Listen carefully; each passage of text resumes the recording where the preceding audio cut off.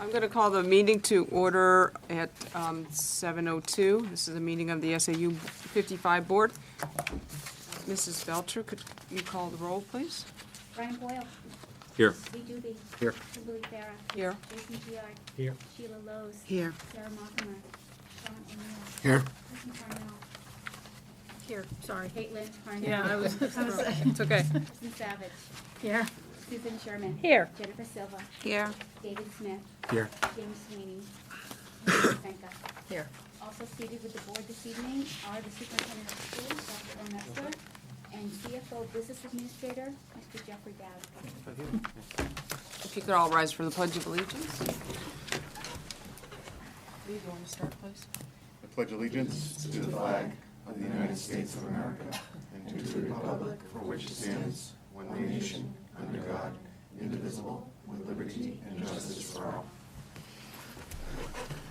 Are there any delegates and individual? Yeah, nine. Okay. We'll move on to approval of the minutes. Madam Chair, for a point of order, I'd like to actually call for weighted voting for the Timberlane School Board. Okay, Mr. Neal is calling for weighted voting for the Timberlane Board. Is there a second? A second. Mrs. Lowe seconds. That's to be used for the entire evening. It's calling for the entire evening. Members of the Timberlane Board, if you are in agreement, raise your hand. 7. 7 opposed. 1. Motion carries. I would like the board's, yes, Ms. Yusenka? Madam Chair, for the record, I would like to object to the continual use of weighted voting. I believe that's on behalf of the Hampstead School Board. Okay, thank you. Thank you. Mr. Sweeney from Hampstead has asked to call in, so I will, are there any objections to Mr. Sweeney calling in? I will get the phone started.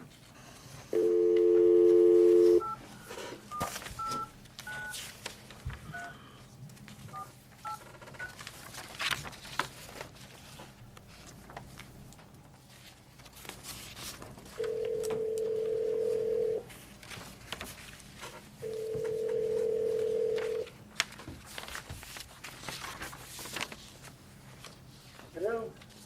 Hi, Mr. Sweeney, it's Kim Farah. I have you on speakerphone with the SAU55 Board. Hello, everybody. Thank you. Hi. Hello, Jen. Hi, Jen. Okay. Moving on to the approval of the meeting minutes from May 21st.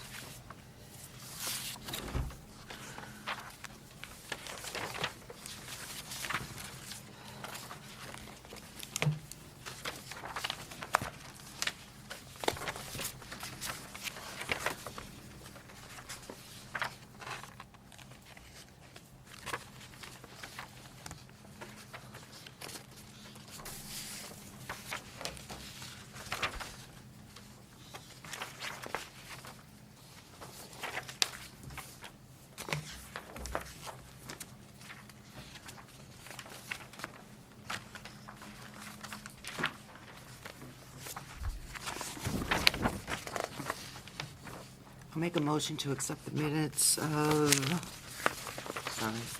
May 21st. Mrs. Lowe's makes a motion to approve the minutes of May 21st. Is there a second? I'll second. Mr. Boyle seconds. Any discussion? All in favor? 1, 2, 3, 4, 6, 7, 8, 9, 10 in favor. I'm in Opposed? favor. Oh, sorry, Mr. Sweeney, 11 in favor. Yes. Opposed? Abstaining? 2 abstaining.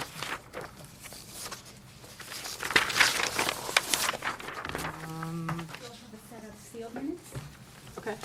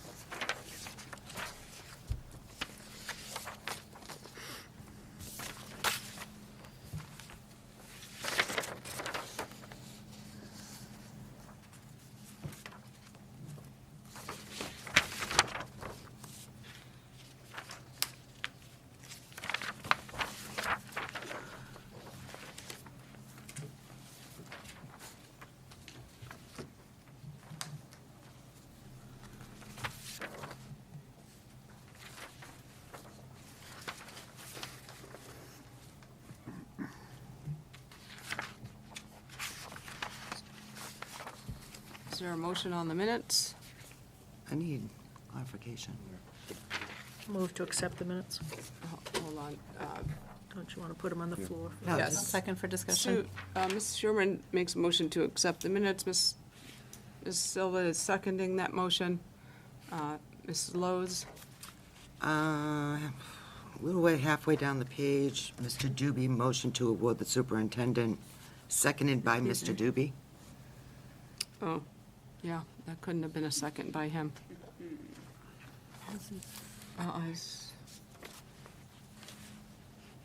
Well, we can unseal the We're minutes. gonna have to, yeah. Do you all remember who did that? I was not here to transcribe those minutes. I thought it It's was gotta one be- of the, I did that. It's got to be my mistake, right? Wasn't I taking the minutes at that point? you were taking the minutes. I thought it This was, is my mistake too, Sue, so. Well, somebody needs to own up to that. It may have been me. I was gonna say, I thought it was somebody Yeah, from the I Hampstead. thought it was It was someone on me the from Hampstead Hampstead, board. and Mr. Smith was the I'm second. comfortable, Okay. I'm pretty positive it was me. Do So- you want to take the second for that one? Yes. Thank you.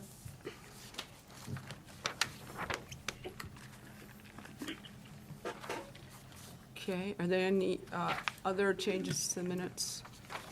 A motion to approve the minutes? The change? We just did. Oh, No, we didn't, oh. We'll all in accept favor. that Sorry. change, yeah. Yeah, all in favor of approving the minutes?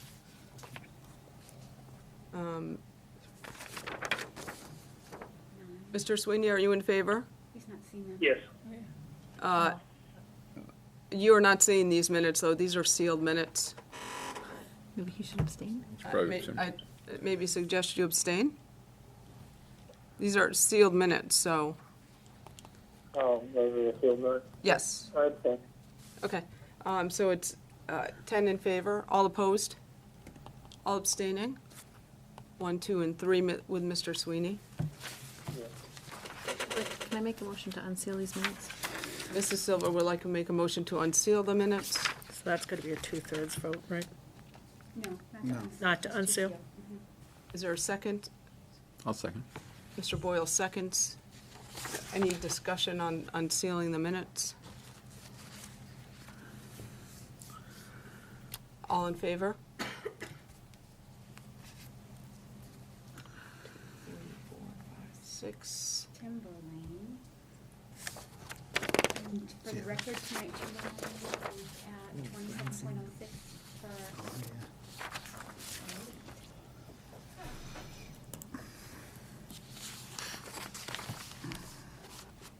All opposed? 1, 2, 3. Mr. Sweeney, are you opposed? I'm opposed. Thank you. How can he be opposed? He hasn't, he abstained on it. Yes, Same We thing. can unseal them. You can unseal them. Vote Yeah, Sorry, unseal. sorry, could you all raise your hands again? 1, 2, 3, 4, 5 Hampstead, 1 Timberlane opposed. There would be no abstentions. I'm abstaining. Oh, sorry, you're abstaining. 1 abstention.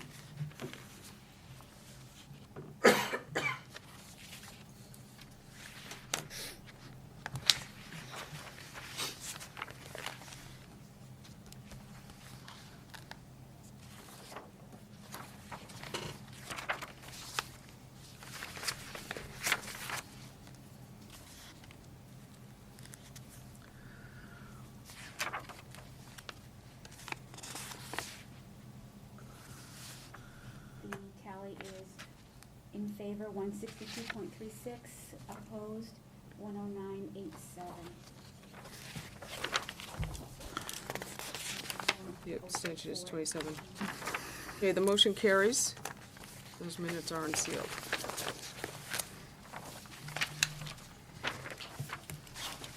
Some more minutes. No, I think that's it for the minutes. All right. I would just like to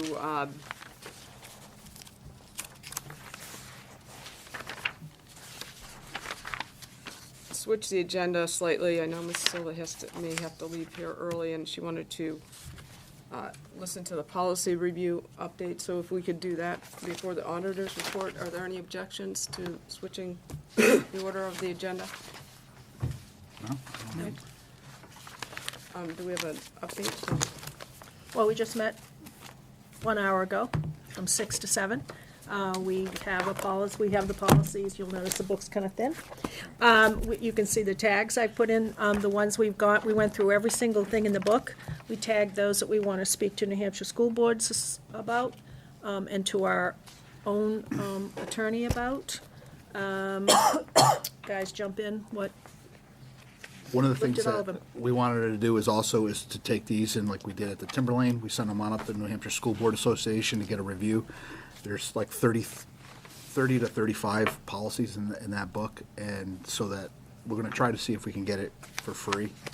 Thinking it's so light, but I would like to actually allow this, seek a motion for this board to actually authorize up to, say, $1,000 to be spent for New Hampshire School Board. And I think that's gonna be way more than it's gonna need it, but I just wanna make sure that they have the ability to review it. If they wanna charge us, that doesn't prohibit us from going forward. So there's a motion on the floor. Is there a second Did you for motion it? discussion? I would, yes, I'll make that. But you a- asked He's for making someone to make a I'll motion, second. Yeah. not first is making the motion. Dave will Thank you. second. So that's an actual motion? So Sean's making the motion, Mr. Smith is seconding the motion. Ms. Silva? Do you guys have a timeline for which you were hoping to get this turned around by? Soon, I mean, our next Just- scheduled meeting's in October, so I would hope it would be done well before then. If not, I'm I not would- sure. I mean, we can ask, but I know Timberlane's still waiting for theirs. I know. They're pretty backed up. But it's the same, it's the right process to use, it's the right procedure to use. No, I agree with, I was just wondering if you, I was just gonna let you guys know that it might be a We know that, yeah. Okay. Yeah. um, It's a try very to small say- subset relative to, like, Way Timberland's smaller 300 group. plus. This is like I said, like 30 to 35 policy. We're gonna ask Kathy to help us with a couple. We'd like to see some side-by-side policies, what's Hampstead's look like, what's Timberlane's look like, and what's the corresponding one in the book here look like, so we can see how that all meshes together. Some of them are as old as not been reviewed since 2002, I think was the oldest we found, so it's worth looking at them. Do we know if New Hampshire School Board Association has any set of SAU recommended policies? We believe they do. We had asked, we're gonna be asking Kathy if she can get what's required versus recommended versus optional. So that way we can say, do we at least have the required, and then go from there, so. Okay. Any more discussion on that motion? So the motion is to authorize up to $1,000 to be spent out of board funds to update or have the New Hampshire School Board Association review the SAU policies. All in favor? Mr. Sweeney? Yes. So that would be 13-0. Okay. In line with the policies, there was a discussion about compensatory time at I don't know, a meeting last time or 2 times ago, not really sure. I asked Mr. Broth to review contracts and look into that, and he has drafted a motion relative to compensatory time moving forward, based on review of contracts and policies and procedures. So I'll let the board take a few minutes to take a look at this. Copy for the record, Madam Chair? Yes. Sure. Can, absolutely.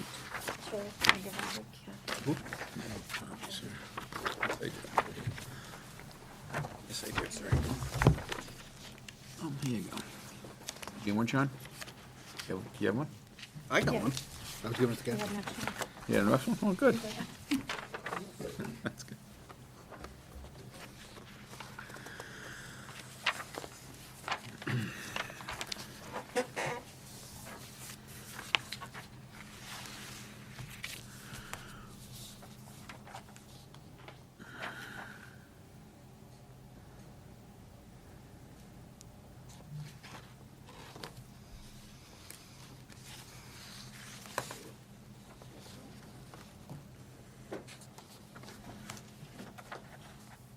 So again, as people are reviewing this, so you had mentioned this was drafted by Attorney Mark Roth, correct? This is his draft to you.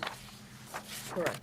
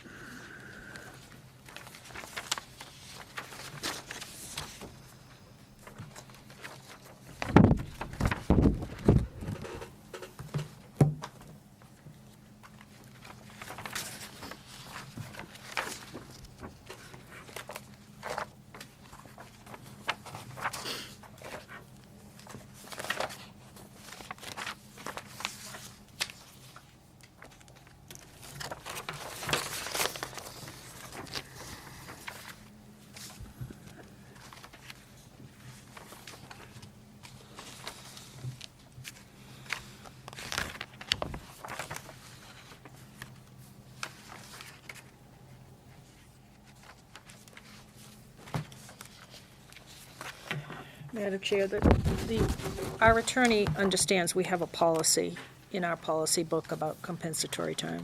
And a procedure. He understands that. He's seen it. Yes. He was provided both of those.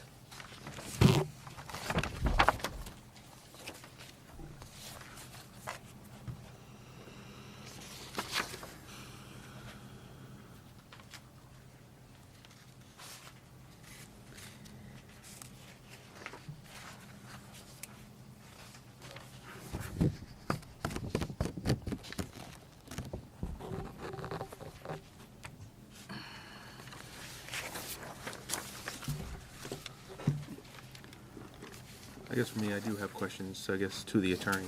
Just Okay, if- sure. Mr. Let's do Roth, it. did you want to come up?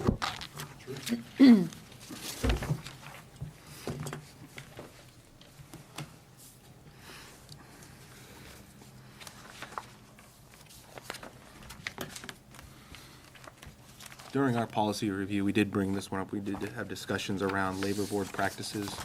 Is this in accordance, or do you have the labor board practices, or I guess rules, regulations, to ensure that this letter is something that is aligned with that? Yes, the concept of compensatory time off Yep. arises under the Federal Fair Labor Standards Act as a mechanism for public sector employers to compensate non-exempt employees, those are hourly employees, by giving them paid time off in lieu of overtime pay. It is not something under the Fair Labor Standards Act or state law that is designed for use with exempt salaried employees, people who are not considered to be overtime eligible.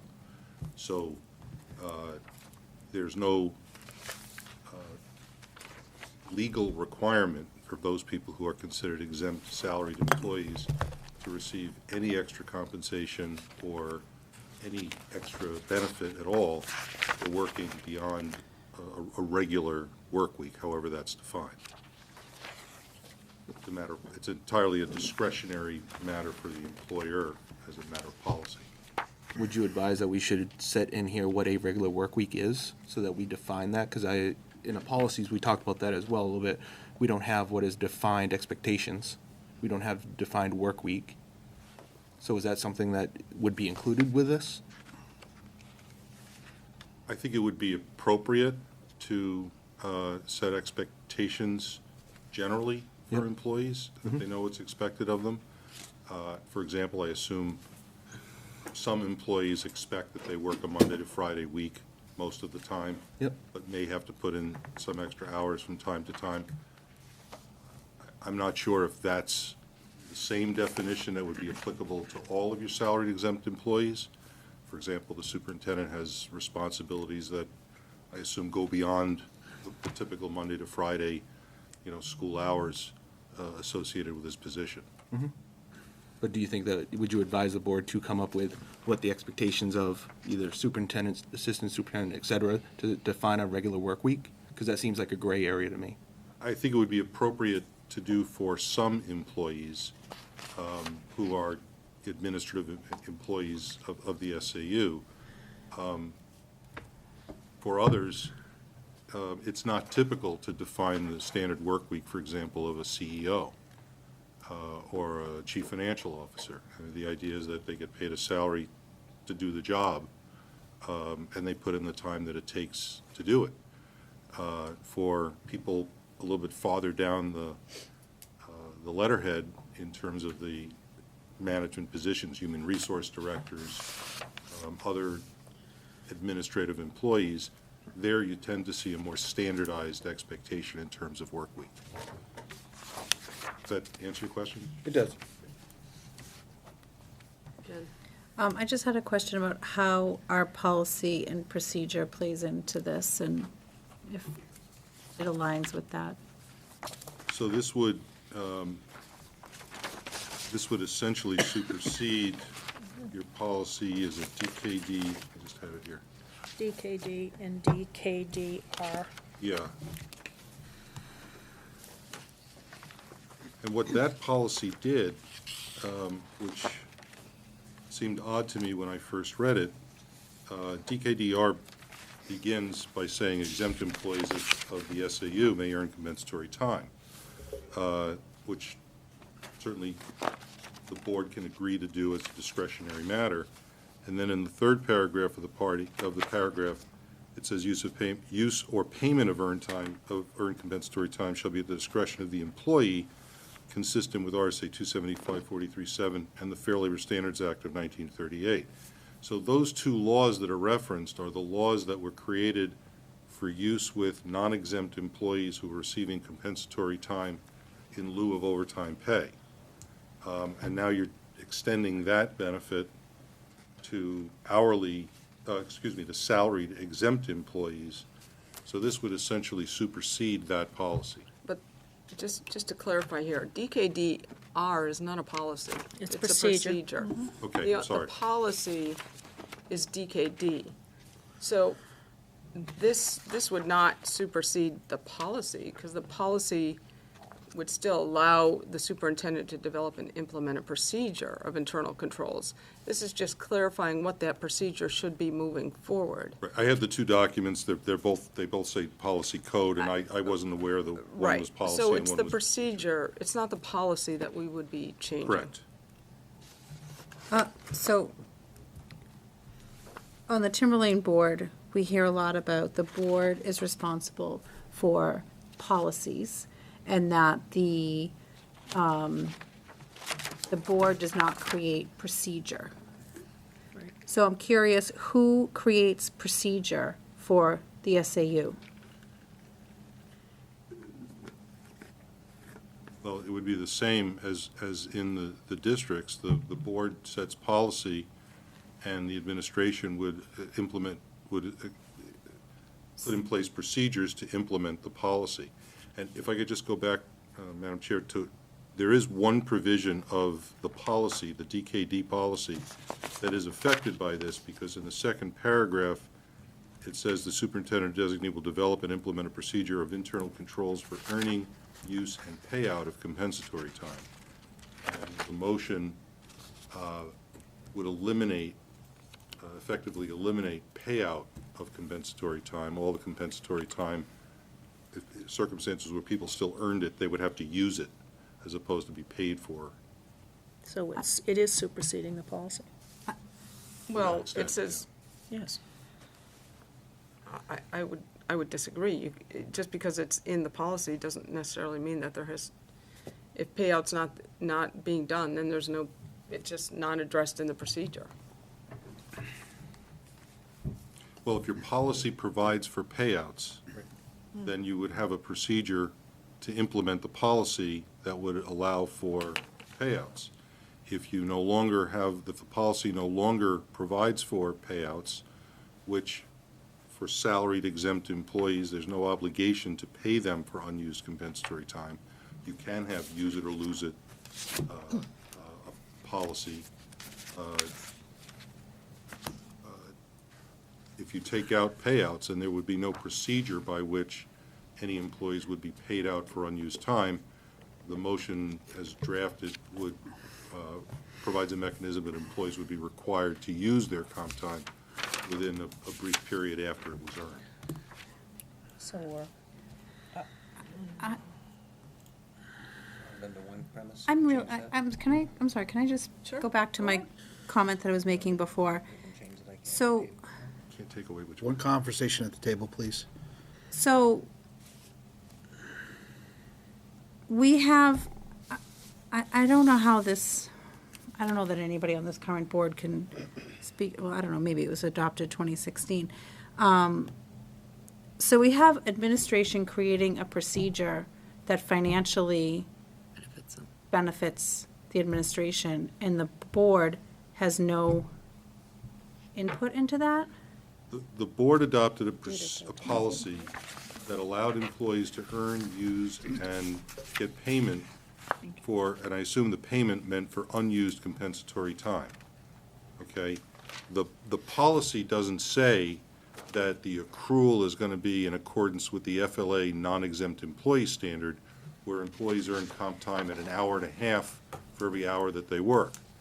The FLSA standard says employees get paid for unused comp time at whatever their rate of pay is when they end employment or whatever other payout period that the employer might select. So by tying the policy regarding payout to the FLSA standards, that puts a whole nother kind of level to it in terms of what it puts greater value to the benefit. I've got to go back, though, because, so the board developed a policy that said employees of SAU55 can earn comp time for working weekends and holidays. Okay, I get that. We had But an we ad hoc have, committee. but we have exempt and non-exempt employees of the SAU, correct? Yes. So the laws that you referenced would apply to those hourly employees. Correct. And so the superintendent or designee to develop or implement a procedure of internal controls for earning, use, or payout of comp time would be appropriate for payout because we do have hourly employees. So that would be appropriate to put that in that policy. Or your non-exempt employees. But my concern is that then we have the administration developing a procedure, which the board does not have oversight of, that is giving salaried employees the same benefit as hourly employees, but the board has no say over that procedure. So the policy, as I read it, did not distinguish between salaried exempt and non-exempt employees. It just says the employees of SAU55. But wouldn't that have been the administration's responsibility to put together a fiscally responsible procedure? I can't speak to that. I don't know what the board intended when they adopted the policy. I don't Well, either. we are back to the policy, though, because there is payout of compensatory time because non-exempt employees would still. So this is not going to be a change to this policy, correct? You're adding, Well, it to is. me, you're adding. With that clarification, that yes, With that there are clarification. non-exempt employees who would be legally, there would be a legal obligation to pay them out for unused compensatory time that they may have at the end of their employment. Right, Yes. so there is no change, this motion is not changing this policy. All it is doing is clarifying how the procedure should be moving forward. Well, it's clarifying the policy. But we don't- or but it's we don't writing- write procedure. We don't, it's But we don't- changing the procedure, which we don't write. This is what I'm trying to It's not changing the clarify. procedure, it's clarifying what the practice is moving forward so that the procedure can mirror the practice moving forward. Is that correct? As it pertains to exempt employees. As pertains to exempt employees. Yes. Dr. Metzler? Yeah, just a point of clarification, because I think those are good questions from Jen. I think there were, I don't know who was on the board at the time, but, you know, when the board directed me to write the procedure at that time, I asked the board, would you like me to come back with a procedure, which I did. My other question is, for time that we've already earned, are we eligible to be paid for that time because it was earned? You can't, if you make a change in a policy or a procedure, you can't apply it retroactively to hours that were accrued under whatever the prior system was. Okay, so I read this, and I just want to be clear, I want to put the board on notice, I'll be cashing out all of my comp time paid, what I have left. 100 and something hours or something, I think, isn't it, something like that? So I'll be doing that next pay period, just so everybody knows. I'll cash it out, won't have to worry about it, okay? Sue? So I was on the board when this policy and procedure was written. It was 2016. So there were a few of us around. We didn't have a policy here at all. There was no policy in the SAU book. So they created this, and then we adopted both that and the procedure that was requested by the chair at the time of the administration. So we adopted, if you want to use that word, both the policy and the procedure at that time, because we had none written anyplace. Just to clarify more. Thank you. Mrs. Yasenka?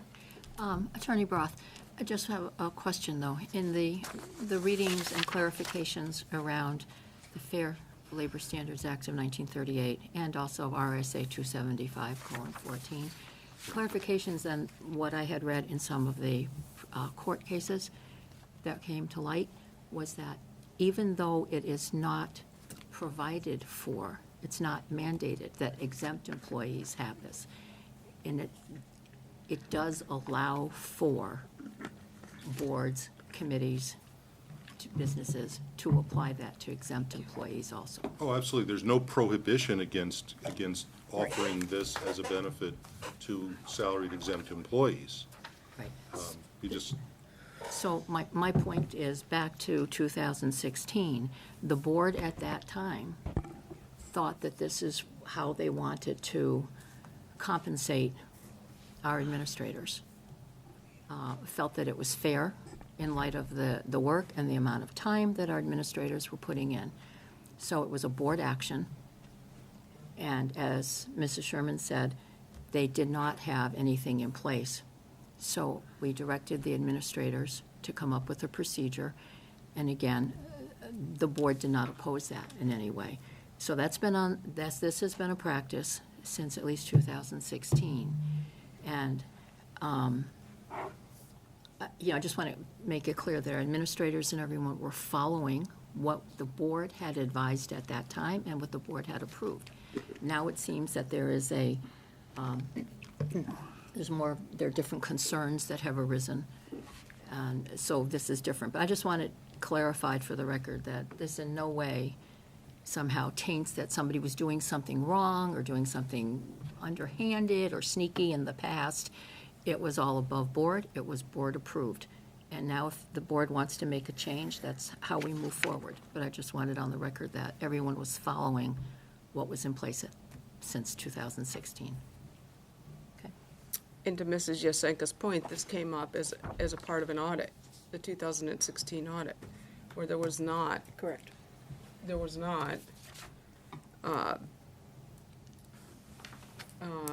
no formal policy. So that's what it came out of. Mr. Smith and Yeah. Mr. Boyle?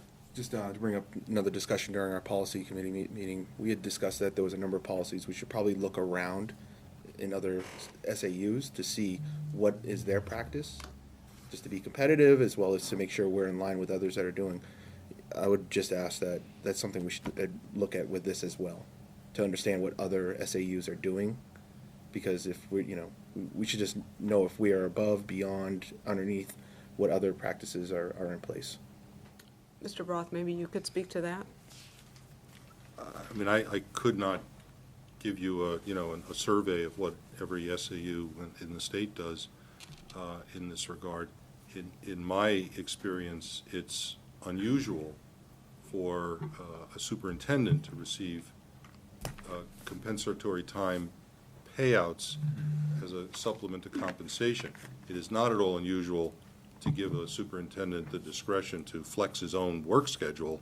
If Dr. Metzler is here late one night and comes in a little later the next day, or you trust your senior executive people to manage their schedules and to adjust their schedules to reflect those times where they have to go above and beyond the normal work week. That's pretty common. Mr. Boyle? Well, to piggyback pretty much what Attorney Broth said, I know this isn't a private sector, but it would be my expectation, private, public, people at the highest levels, I've never quite heard of people getting extra time. I can, as you get down to mid-management, makes perfect sense to me. Whether you're talking superintendent of schools, a chief of police, city manager, a governor. I mean, these people are, there's a certain expectation when you take on that level of responsibility and what your job is. And I would expect whether it's a superintendent or a CFO, if there were added duties, added expectations, I would expect us to, as a board, to know about that in advance. So, okay, this is outside the scope of me running this place, and if you guys want me to do this, I think you should consider compensating me for this. There should be some kind of upfront conversation before SAU55 would spend, anything. I mean, this came up because this is my third year on the board. I'll be honest with you, I didn't even know it even existed until 90 days ago.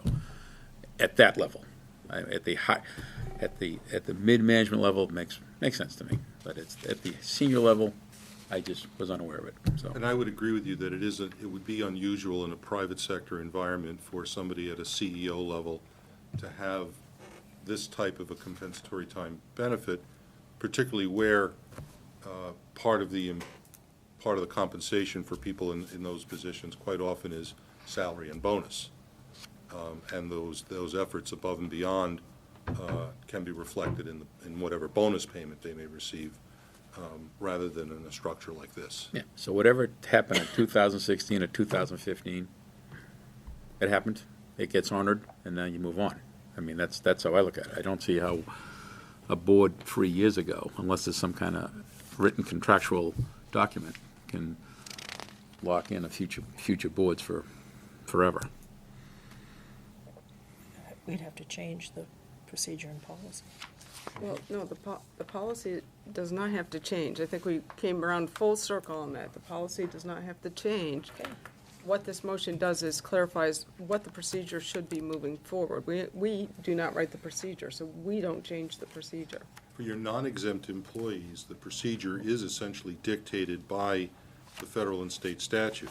You have to track when employees earn additional time. You have to track when they utilize it, and you have to pay them for it at a minimum when they leave employment if they have accrued unused time. That's all dictated by law for your non-exempt people, so you don't really need much of a policy there other than follow the law. Unless you want to do something like, for budget purposes, to cash them out annually rather than having a rolling accrual year after year. That you can address by policy. In this case, it would be procedure. A procedure, sorry, yes. Well, I'm just trying to clarify Yes. between because one is done by the board, the other is not. The other larger procedure issue, as you point out, is whether the benefit is intended to be extended to the exempt personnel as well, and if so, all of them or just some of them?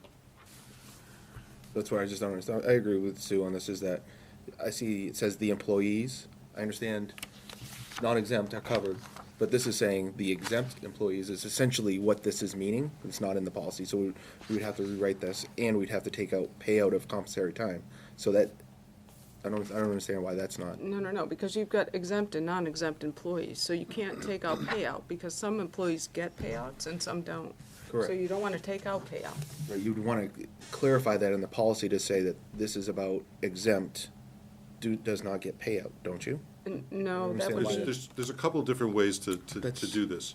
In your procedure, in the policy, sorry, where it says in the first sentence, the employees of SAU Right. unit, you could say the non-exempt employees. That's correct. Okay, and that would address the issue.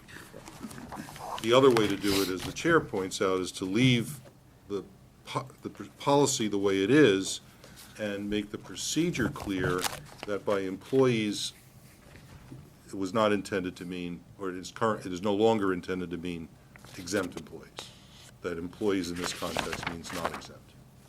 so at this point, we're not looking to change the policy. We're looking to clarify how the procedure needs to work moving forward. I would just want to be careful about whatever change, so the policy I'm hearing came into play because of something in an audit. Because there was nothing in place. So I just would want to be careful that whatever change we make doesn't, if we address one but not the other, I would hate to get dinged on a future audit for not having. Well, that's why he went to council. Right. I certainly hope that Mark knows a little more about this than we do. Dr. And they Metzler. did in 16 too. They just didn't Dr. Metzler. write it themselves. If I could, just so people understand, this practice has been in place long before I was here. It was something the auditors picked up on and said you need to have a policy and a procedure. Non-exempt employees were always getting comp time at SAU55. Again, long before I started. It was the auditors that asked us to put together a policy and a procedure. And that's fine. We'll cash it out. We'll put it back to zero. I don't know how many people we're talking in terms of what we owe, but we'll figure all that out, and we'll get everybody paid out, and we'll start from here, I guess. Well, that's if the board makes a motion to move this forward. Do we have a motion? I don't think we do. Sue? Yeah. So is anyone on this board aware of how many salary exempt employees are? Because the policy committee knows now. How many people we're talking about? Do you know? Four? Six. Sean knows because he learned in the meeting. There are six. You didn't exclude me. I said, because the policy committee learned tonight it was six. Oh, I thought you It's said the six. policy committee didn't know. I'm sorry. Oh, no, I they did misunderstood. know. We learned tonight. Okay. We asked and got that answer. There are six. Would you like to know what six they are? Yes. Yes, Please. superintendent, the assistant superintendent, the business manager, the human resources director, the operations manager, and the transportation manager, or director, coordinator, sorry. Those are the six. And those are all contracted positions? And the other employees at the SAU are hourly. Okay. And the other, Non-contracted. because Correct, letters of agreement. the other eight positions are hourly. So all these contracts have references, one way or another, too, to, I don't know that answer because we did not see the contracts. We were just talking about the numbers of human beings. Do you want me to Yeah. address it? yes, please. So, 5 of those 6 contracts incorporate by reference a document that's called the employee benefit sheet. And that employee benefit sheet includes a benefit of compensatory time off. It doesn't speak to cash out, payouts for unused time. It just says employees are eligible to receive it.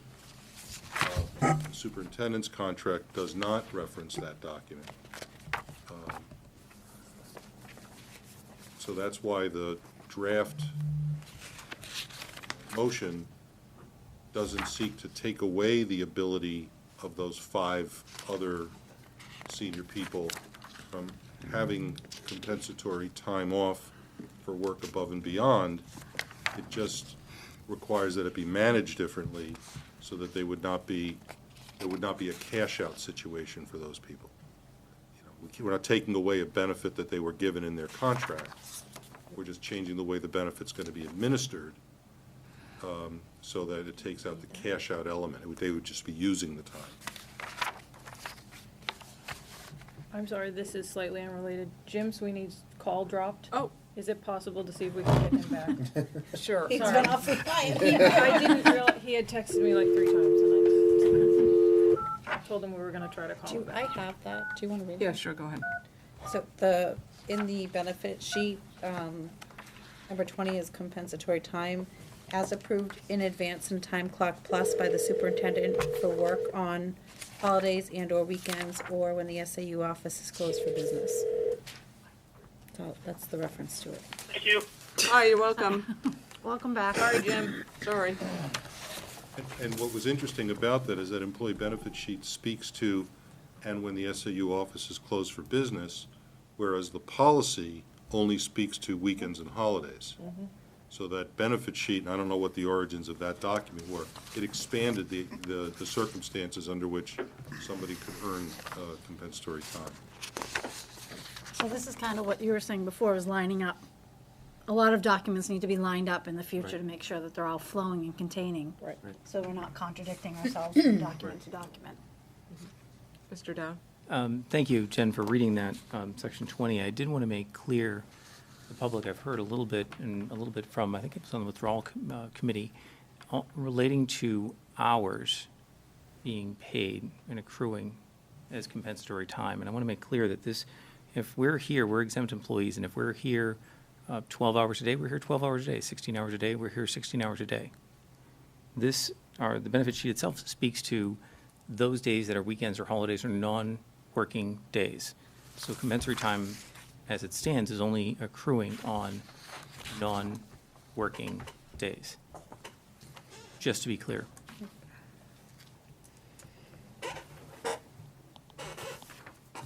Is there any more discussion on this, or are we looking to move this forward with a motion?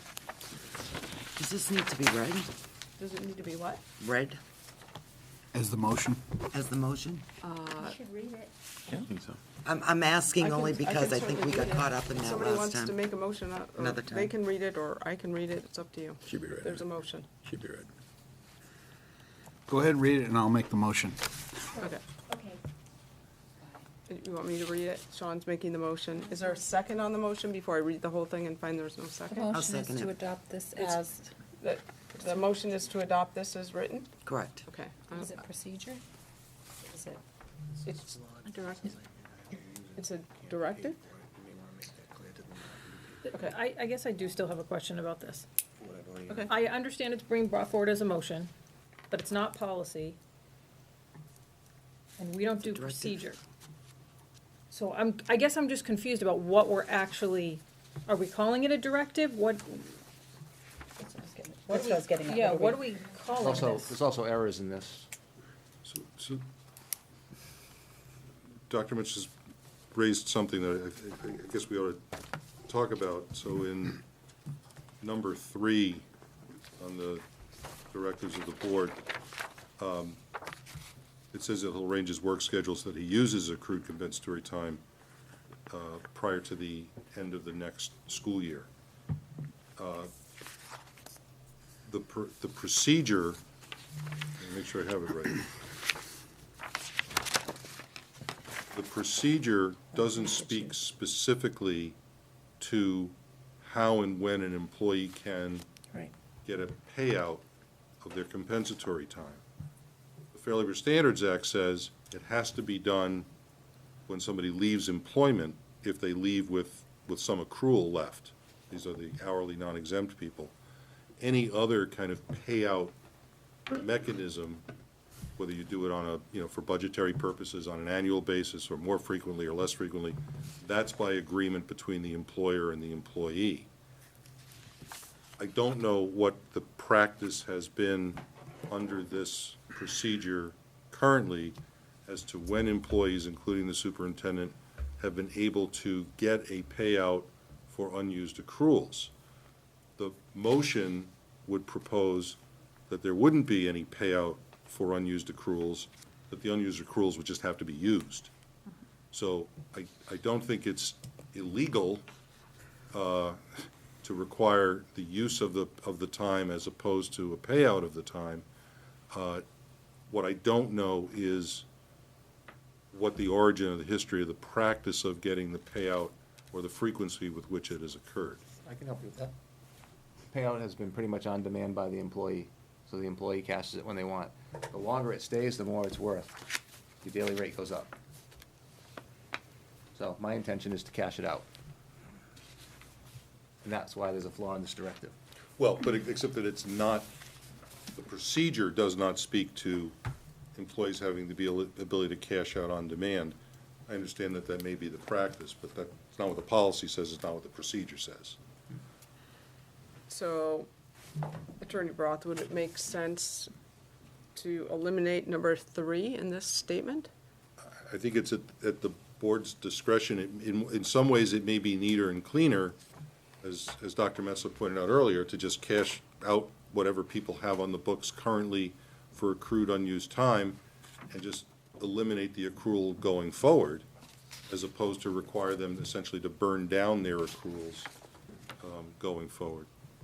But So that's- by eliminating number 3 here, it essentially just says that whatever comp time you have right now, you can get paid out. It doesn't have to be paid, it's not time out. Right.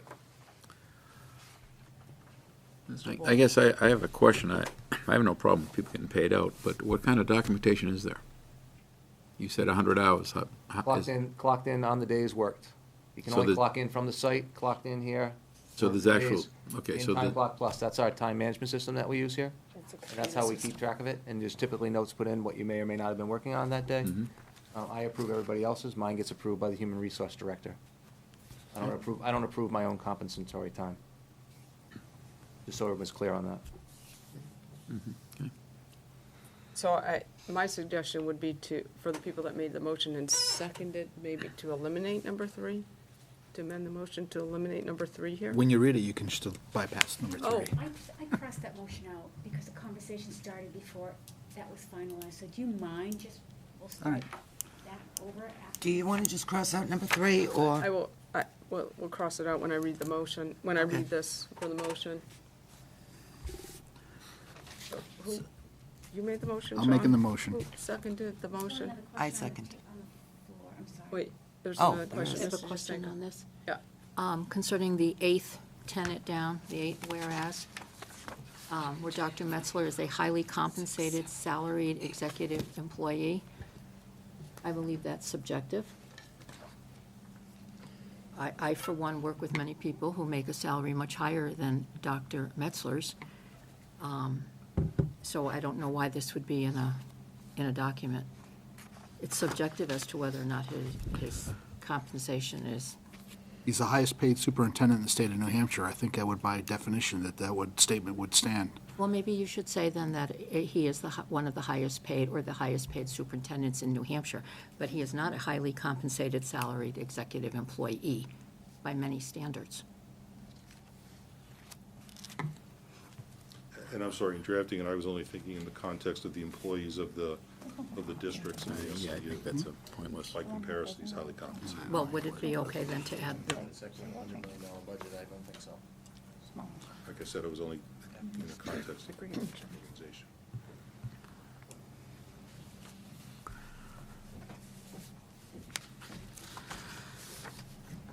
Mrs. Jasenko, did you want that part of it? Did you? I just said, I think that's concerning, and I think that it's, well, frankly, I just think it's wrong unless you want to characterize it by putting in superintendent, because there are many people who make much more than Dr. Metzler. So change it to highly compensated New Hampshire superintendent? I think if you deleted the words highly compensated, it doesn't change. There you go. Okay, the how about that? Thank you. Yeah, take that out. So you'd make it say, Dr. Metzler is a, Salaried executive Salaried. employee. thank you, Sheila, for saying it for me. Sorry. Mrs. Parnell, did you have? No, never mind. Thank you. Okay. So I missed part of this. Can I have a couple questions? Oh, yeah. I know. I guess you're not on the phone anymore. So you were distinguishing between a highly compensated salaried executive and a salaried employee? No. Mrs. Jasenko was just making the point that she thought the term highly compensated was subjective, so we struck those two words. They're And so thinking what of is it now? adopting this. Salaried? Is a salaried executive employee, yes. And that includes who? The sentence is Dr. Metzler is a salaried executive employee. We just changed that sentence to read that way. So anybody that's salaried, that's executive, right? So that would be Jeff? No. It just says, where is Dr. Metzler? That is only referring to Dr. Metzler in that sentence. Is he the only salaried executive employee? No, but the sentence is structured No, so I that understand it's- that, but you're using a term salaried executive employee, but just him, but not anyone else. His contract's different than the other 6 contracts. Attorney other Broth 5 wrote this, contracts. you can ask him. There are 6 So salary. Sorry. when we look at policies and procedures where I work, we try to break it first. So if he works, I don't know, 7 days a week, 12 hours a day, 10 months a year, do you think that might require something different? In terms of, Pay, compensation, what we're talking about here?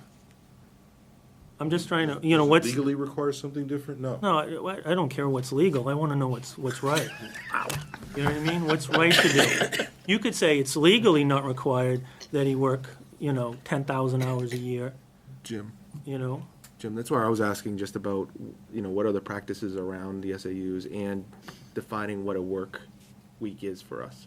I think that, because right now we don't have that definition of what we expect of employees. At my work, we say our salary employees are expected to work X, which is approximately 25% more than the 40 hours, and then there's compensation for that, whether it's hours that we give them off or time, but we define what we expect in a regular work week. And I just think that that's part that's don't have missing that. here. goes to what Jim was saying. Now, again, I'm not arguing that as superintendent, CEO, you're not expected to work X hours and they're much higher than somebody who's non-exempt. But I think that defining that for some of the employees, maybe not superintendent, is something we should be doing, because when it comes down here, we really don't say, what do we expect a regular work week of, like a business administrator or others in the SAU. But, hang on, to that point though, we're not looking at, we cannot start talking about what constitutes Ms. Brock, correct me if I'm wrong, constitutes normal work. That would actually then start to look at contracts and probably be a change to a contract, just like a TTA contract specifically lays out what's considered the working hours, and I don't think you can even begin to look at that where we have ongoing contracts. Am I incorrect? I'd have to look, well, I don't believe any of the 6 contract salaried employees that their contracts speak to a specific number of hours. I'm just looking quickly. Assistant superintendent agrees to perform the responsibilities of his/her position in accordance with the rules and regulations, but there's no indication there of the number of hours that they're expected to work. And I believe that's true for all of the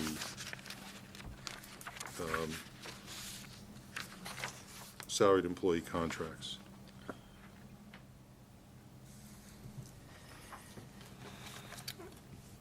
Dr. Metzler. You might find this helpful. Technically, you have one employee, you have me. That's whose hours you should worry about. I manage all the other employees. You evaluate me, and I manage them. And they work to get the job done, whatever the job may be. So some weeks are longer than others, and that's just how it works, you know. So part of that, being able to have a little more flexibility with having them work on Saturdays, Sundays, and that was just one of those other tools we use to get the work done. But it's really, I manage their hours, so some of them are here, like you said, 16 hours some days, and some other days they're not. So I don't think we really specify, like, you can only work from 8 to 4:30 and then you have to go home. Like, that's just not gonna happen with administrative staff, right? Right. Yeah, they just, they're here tonight. Jen? I do think that what you speak to and what you're asking about is covered in number 4, which I guess will then be number 3. Okay. Ms. Giasanka? No, I was just going to say that Dr. Metzler is our only employee, technically. And I know we've all had different experiences, but I know over the 4 years that I've been here, it would be hard to put his work schedule, his workday into hours and days. Because I can tell you, he has actually, I can say he's available 24/7. I've received answers to questions on Sundays and texts. I personally, as a board member, wouldn't want to limit that. There are times that things need to be done, and he really is on 24/7. I don't, maybe we should limit it for him and his family. But as far as the board's concerned, he's always there. But I don't think we're limiting that. I think we're just looking at his contract and enforcing it. I mean, from experience, being married to a police chief, he had a salary. He didn't get comp time, he didn't get overtime, he didn't get comp pay, and he was available 24/7. That's the position that you take and under a certain umbrella and purview, and that's how his contract was negotiated. I think it's a matter of looking at it for the district to have people doing what they're hired to do under their contract and their salary and moving forward. If I might, and I would agree with Mr. Smith that in many organizations, when you have the employees who transition from being hourly employees to now being kind of the lower end of the salaried employee structure, they're the ones who are kind of at risk of being taken advantage of because their salary may not be that much greater than what they were earning as hourly employees.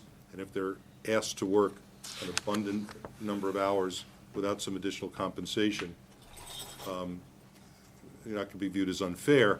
So what some organizations do for those people is say, for you, our expectation is 55 hours or 60 hours, and then there may be something for them above and beyond that as a matter of policy. But the higher you go up the organizational chart, the less likely it is that you're going to see that, because quite often you have a salary and bonus structure for those people who are at the higher end. Which we do have. I mean, Dr. Metzler has the ability for some, for their raises and their bonus.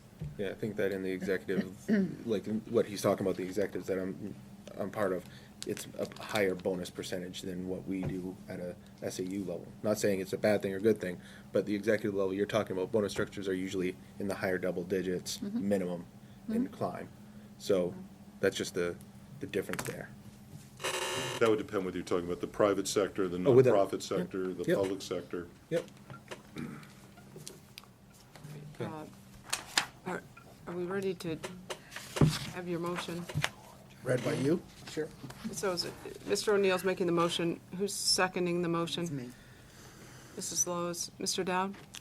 If I may ask Attorney Broth, under number 4, further, Dr. Metzler is directed to cease the practice of allowing employees covered by the administrator's benefits information sheet to receive compensation for unused compensatory time. Instead, Dr. Metzler shall supervise those employees so as to minimize the amount of compensatory time they earn.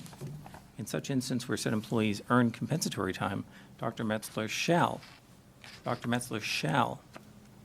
require those employees to use any earned compensatory time within the same pay period. So if, for example, during a very heavy budgeting season or perhaps during an audit season, I were to come in, and we talk a lot about hours, let's just talk about a Saturday or a Sunday. Talk a lot about hours, it's not about the hours, it's about days that are typically holidays or weekends. If I come in on a Saturday or a Sunday, and that's the last day of the pay period, from a technical perspective, I'd be unable to use that compensatory time. Dr. Metzler would be in violation certainly, or certainly acting not within the spirit of the motion perhaps that this board is looking to present. I don't know if it's the intent. It sounds a little like perhaps a gotcha, and I'm not sure if that was the intent for that sort of thing to happen here. Even in a normal week, even if it's a Sunday and that's the start of the pay week, during perhaps a budget or during an audit season, that may be 7 days a week. There'd be no opportunity really to take that compensatory time. Perhaps it should say within the current budget, within the budget year? Within the, It's an excellent point, and I appreciate you for raising it, because I had not thought about someone who works extra time on the last day of the pay period. The intent was that people not have these kind of accruals that build up, because the more they build up, the harder they are to burn down. Right. So, if you could say, The budget year is fair. Within a within the month. next pay period, within the calendar quarter, any Month. period of time that you Within a might month? think is Calendar reasonable. quarter. Quarter. I think Quarter. within, I was gonna say yearly, just so that it was, by the end of the year, we knew everything was wrapped up tightly, but. within a quarter or within a, But, so if you earn it at the end of the year on December 31st, he's at the end of the quarter. I mean, you're kind of at the same thing. So if you just say to earn it, to use it within a month of earning it, within then 3 you months. have it 30 days. So if you earn it on the 15th, you use it by the 15th of the next month. but maybe within 3 months? I would say 3 months is Within- fine, that's, within yeah, 3 I mean, months. that's That's 90 fair, days. because Yeah. budget season, is that, okay. within 3 months of 90 earning days. it. No, that's all. So I Kim, just think you get it if you put in Lynn a, had her hand up. I had a concern about a month or even a quarter, only because, say we're talking about budget season, we could be talking about October, November, December, and then, Yeah. I mean, that's a busy time. I'm using Jeff as an example. Obviously, there are different people at different times, but, so, I don't know if we, yeah. So I put within 3 Within months? 90 days Yes. or within within, 90 days of earning Within it. 90 days, That's, In 90 days. okay. Okay, We're changing that one to 90 within days. 90 days. Okay, so I'm going to read this. No, but they're going to vote on it.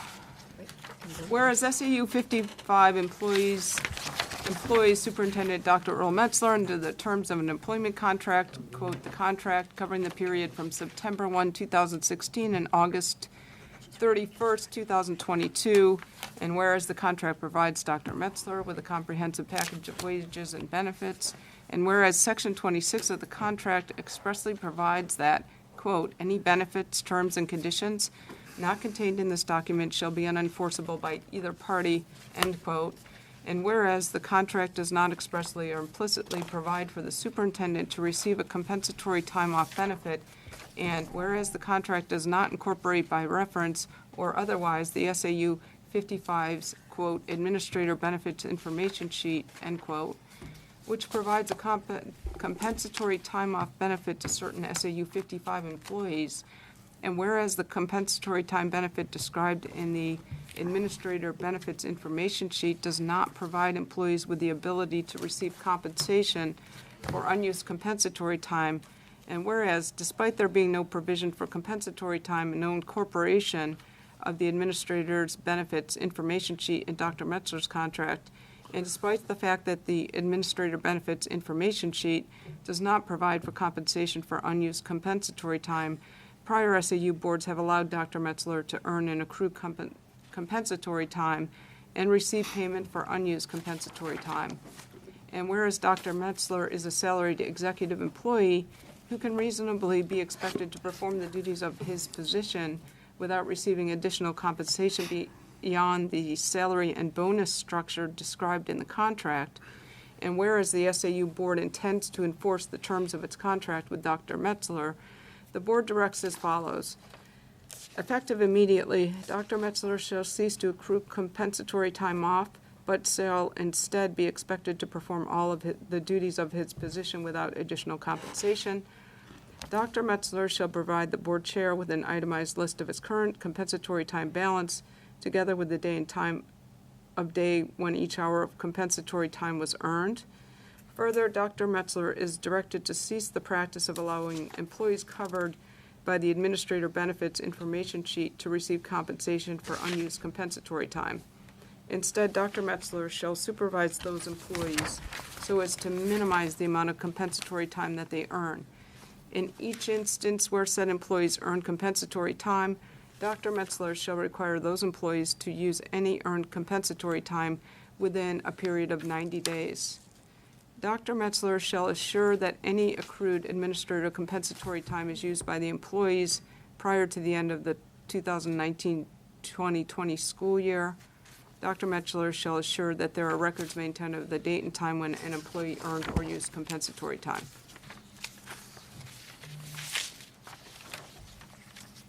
Mr. Roth.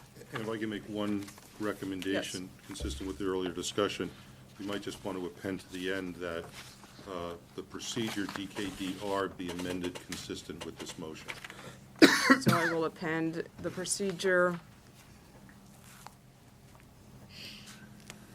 DKDR shall be changed, Amended. Shall be amended, Consistent with the motion. Or consistent include. with the motion.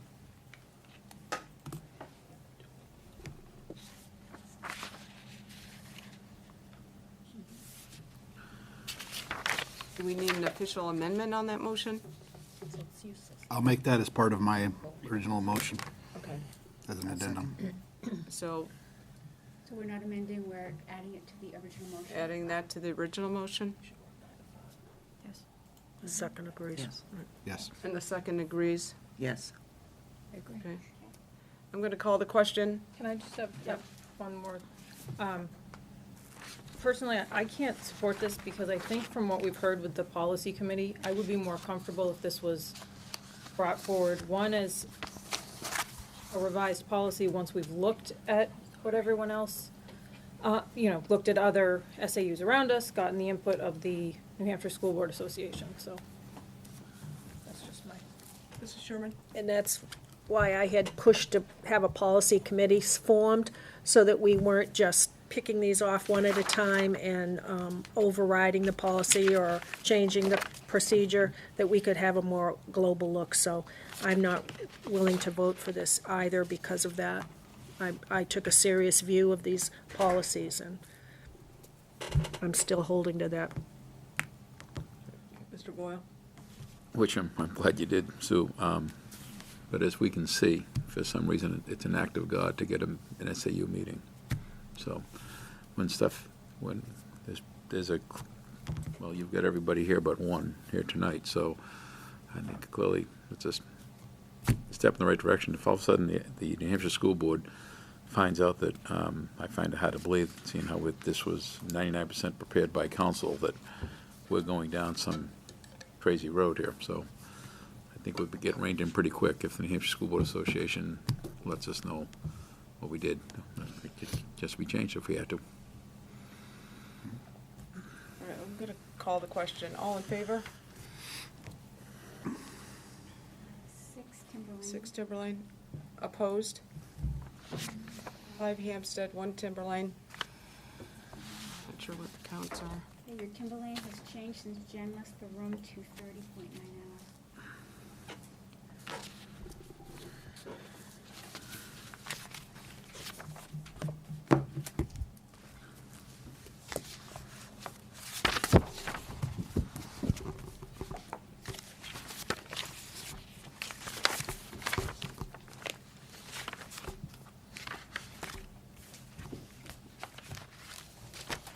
In favor, 6 Timberlane, the total weighted vote is 185.4.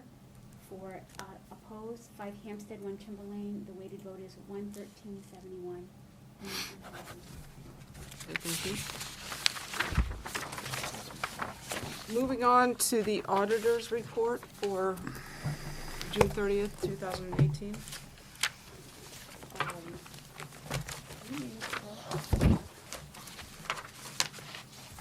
It's up to him. You can leave. That's, Good. it's early. He's holding Concord before he knows it. The attorney is here. Does anybody want him to remain? I asked him to be here because of this discussion regarding what he had drafted. So he needs to be here for number 10 on the list, for this assistant You think he superintendent. needs to be here for Oh, that? not a bad idea. Okay, I guess you could stay. Yes, Dr. Metzler. I know you're moving on. Would this be an appropriate time to talk about vacation time or no? Talking about time? Sure. Sure, go ahead. Did you want me to bring it up? I don't remember the You have all exact. the information, I mean, we discussed it, so however you want to go about it. Oh, why don't you present it, because I'd have to pull out the Okay. numbers. You probably know what you have, and I don't remember. I don't wanna. Ballpark. I know what I have. I have, a contract allows me to carry 40 days annually.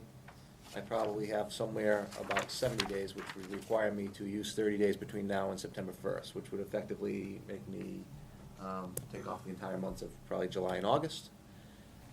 So each year I've gone to the chair, once I got over 40, going back 3 chairs ago, it was only a few days, said I can't use the days I have to work. He said carry them over. Went to the next chair the following year, there was a few more days, and then last year, same thing. I said, I got to the point, whether I asked in April, my fault, I waited too long to ask Dr. Farah. Probably should have said something in April or May, but I really wasn't paying attention to it, other than the fact that I realized it's a lot of days over 40. So I had an opportunity to meet with Dr. Farah and Mr. Boyle and said, how would you like to do this? Certainly, it's a use it or lose it, in excess of, I don't intend to lose the days. So I asked the board could consider buying some of those days back, or allowing me to carry some of those days beyond September 1st, or my intention was to use them. And as Dr. Metzler said, he approached me about this. I did not feel this was a decision that the board chair should be making without the rest of the board, because it does, there's a cost to this if it gets carried. There's a cost, especially if Timberlane were to, I assume, to withdraw. I don't know if this is carried forward. So I'll entertain discussion from the board. If there's a motion, that's fine. If not, that's fine. It's not something that I felt that the board chair should be making this decision on their own. And I'm actually was pretty taken aback to find this information out, because I had no idea. So other board chairs, obviously, it was never shared with me until I became the board chair, and I don't feel it was fair to the board to not be aware of this. So, in that conversation that Kim and I had with Earl, that basically that we were trying to get some kind of even, I hesitate to use these words, like even middle ground. Okay, so obviously you can't have a non-superintendent for 60 days, especially when Dr. Wilson's now gone. So we were trying to figure out, okay, now what happens here? So what can we live with? 2 weeks, 3 weeks, 4 weeks? And we never really got to a point where it was an all or nothing, and it wasn't a threat. It was just like, what do you guys want to do? So we're just like, I don't know what is going to happen in July and August specifically. And I did request via email to know what projects would not be done over the summer that might have been done had the superintendent been here. Just to kind of have some idea. I mean, I'm not particularly comfortable with having no superintendent or assistant superintendent. I mean, I realize that July and August, I would think, is a little slower. I could be wrong, because I know there's plenty of things you do that I have no idea. That's my only thought. We have no assistant superintendent and no superintendent in the building. Well, maybe if there aren't any of the other, maybe we should think about this until we get down to the assistant superintendent search, so that we have some idea of whether or not there might be somebody in the building over the summer. Do we want to have that discussion now, though, while Mark's here, rather than making him wait through all this, or? About the I mean, do we assistant? want to change the order of the agenda Absolutely. while Mark's here, rather, I Sure. mean? Right. Good idea. So, Just- is there more discussion on the vacation time? Because I think it might tie into the assistant superintendent search, based on its, so Dr. Metzler and Mr. Boyle and I did discuss the fact that we need an assistant superintendent, and that the search may take some time, and the thought about perhaps hiring an interim superintendent for some period until the new superintendent comes on board.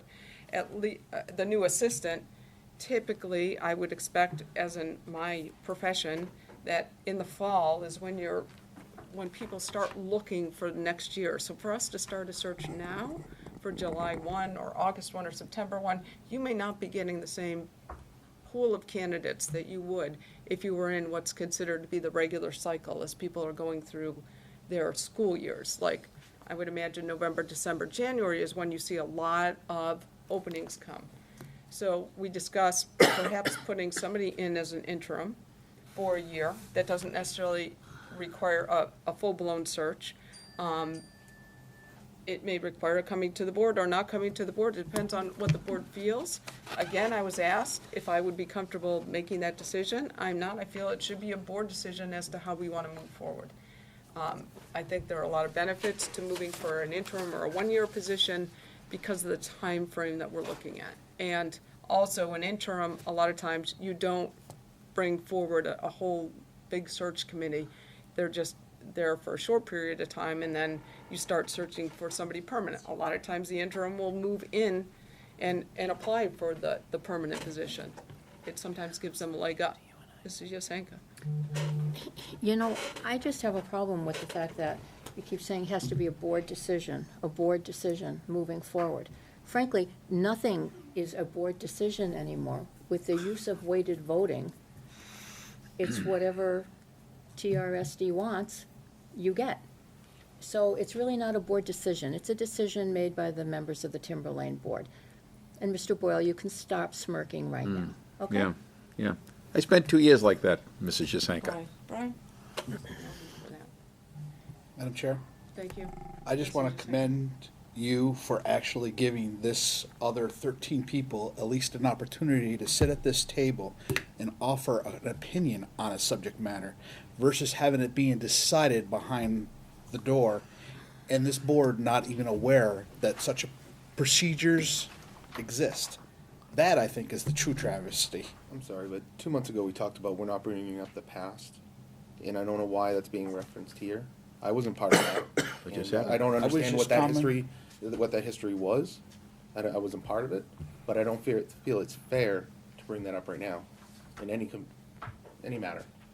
We take in Mr. Smith. I'm trying to, let's everybody take a step back and try to, remember, we are moving forward here. Mrs. Savage. Can I ask Dr. Metzler a question, if I may?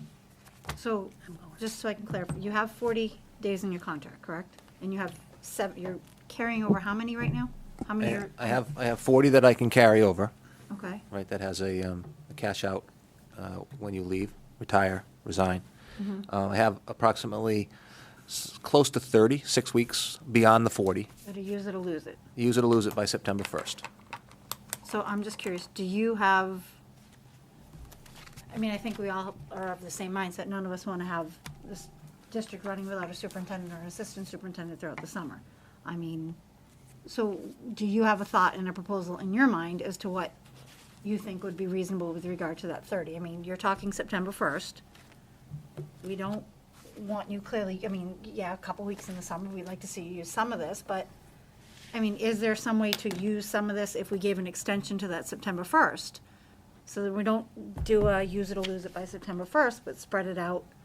Or can we come up with a plan for those 30 days that works? Oh, you Because said we're by the end of the calendar year, for or some, instance. yeah, something, I mean, maybe, or, you know, or a majority of, I mean, I don't think anyone wants to buy it all back. I mean, especially if we're talking, you have comp time that you're looking at now to buy back.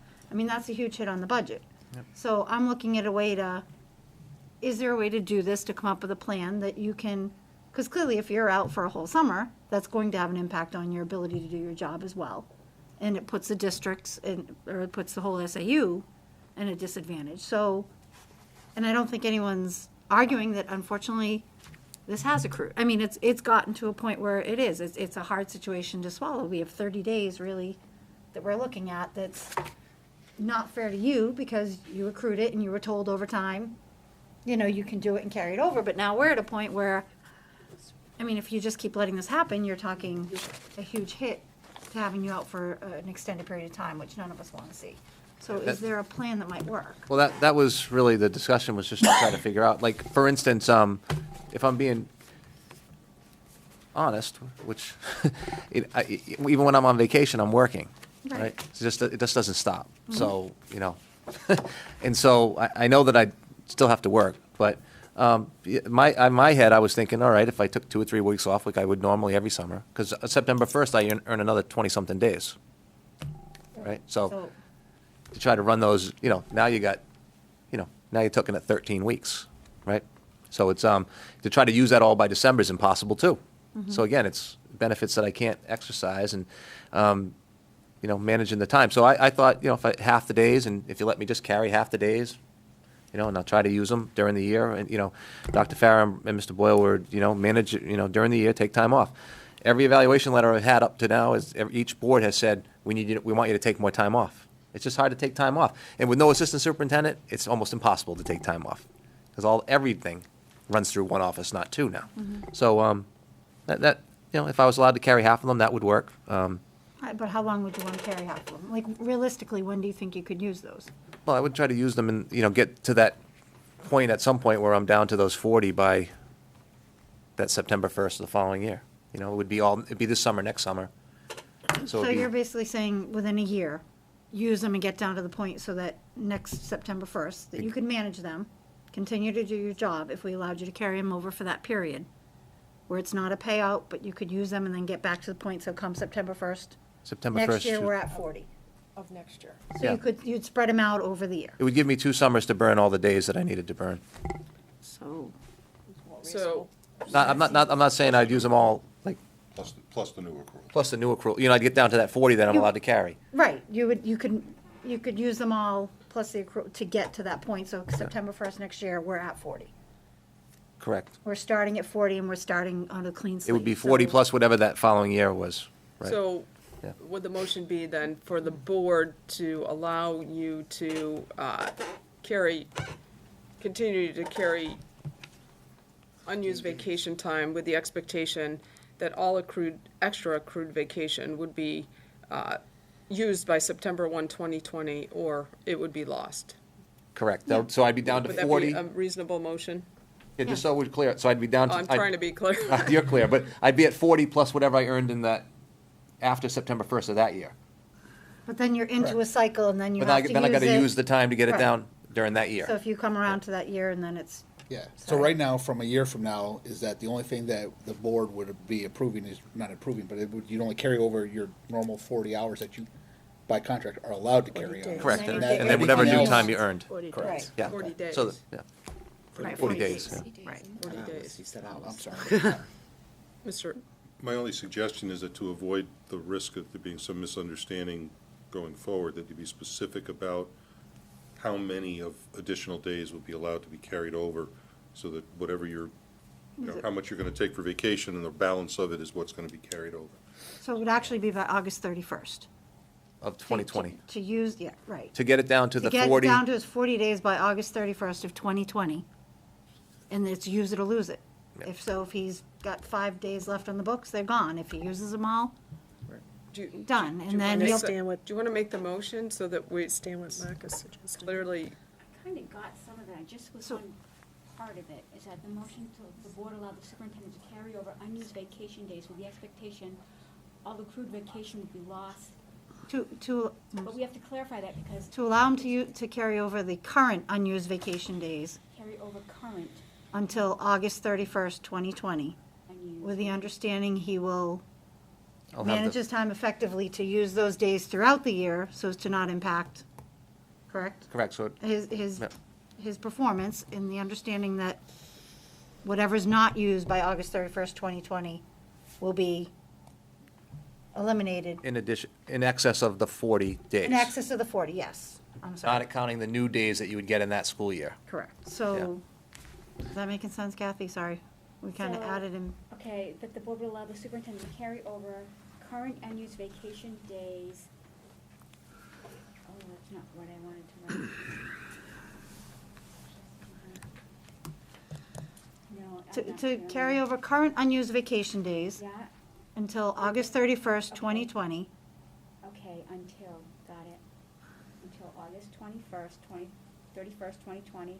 And as of said date, he shall only be allowed 40, I'll have the 40 that I carry still over have, 40 days, plus the new Plus- earned time for that school year. For that fall. and then on September 1st, he will now accrue 20 more days. 20 more. 21, 22 He'll days, accrue the whatever it is, days, something right, like August moving 31st, forward. 2020, Yep, it as- shall only be allowed to carry 40 40 hour, 40 40 days 40 days forward. Plus the new earned time. beyond September 1. You don't even have to address the new beyond. term. Right, you don't Because have to, right. They just get. Because that's just automatically steps up. But basically, you can carry them over and then 40 days will be allowed to be carried over after August 31st, 2020. Board, the motion the board allow the superintendent to carry over current unused vacation until August 31st, 2020, and shall only be allowed to carry 40 days as of September 1st, 2020. No, Plus as the of new August time. 31st, Carry 20. over. Right, Carry over.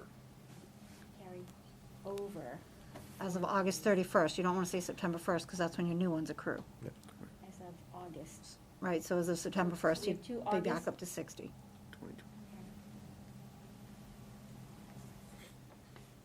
Okay.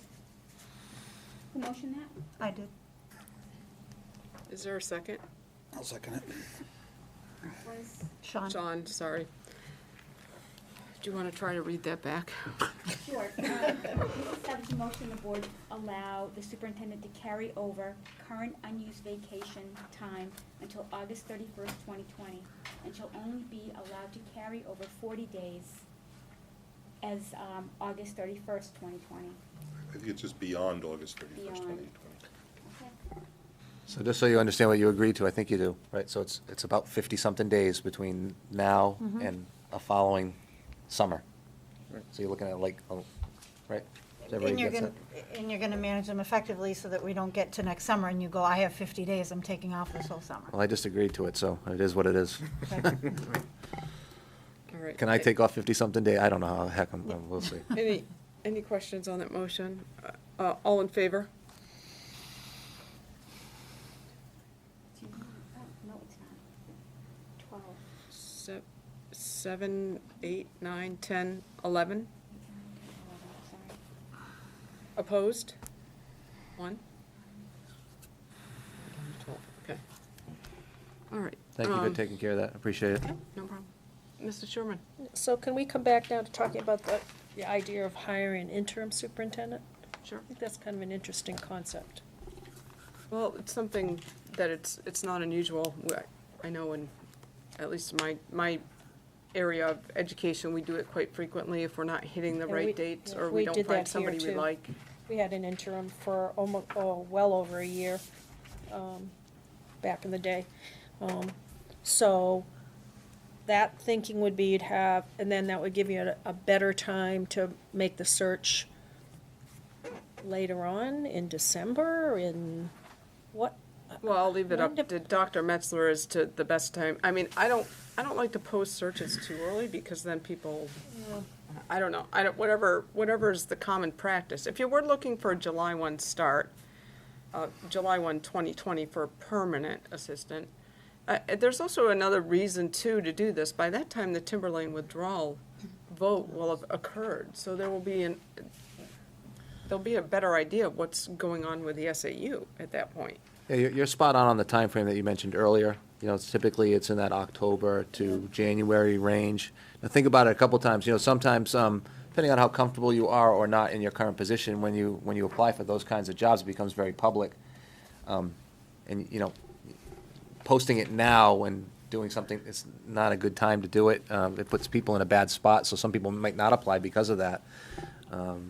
So they'll all be thinking about July 1 of next year in the fall, so I think that makes a lot of sense. We had a lengthy discussion on what the best way to go about getting an interim, you know? Is it somebody in-house, or is it somebody outside that comes in just for a year? There's a number of different ways to do this, so. Are there retired people? Oh, sorry, Kim. Sorry, go ahead, Sue. Are there retired people who might want to step up and do that? Either a retired high school principal, a retired assistant superintendent, a retired superintendent, that would be, do you think there's a pool of those kinds of people that be interested in taking a interim position for, I don't know if it's a year, but pretty close to a school year? Well, I would say, you know, the obvious answer to that is yes, except for the work here is intense. I know. This is not a retirement home, right? So, Hey. no offense. No, but there's a lot of work. Yeah. So it's not a place that you're just coming and doing somebody a favor. We need somebody that can actually execute and do the work. Right. So, you know, there are people that have recently retired that may still have that kind of energy, but this is not a 8 to 4 kind of job, as we talked about earlier. It's going to require an awful lot of work. So what you wouldn't do is you wouldn't go out and do a big search usually for something like this. You'd usually know kind of who might be willing, who's interested. Dr. Metzler mentioned that he might have some people that might be interested. And then it could be up to Dr. Metzler and the chair, or Dr. Metzler and 1 or 2 people, but it wouldn't be something, especially given the fact we're moving into the summer, people are on vacation, the board's, you know, that I think it would make sense to have it either the superintendent makes the decision in consultation with the chairs and the Hampstead chair.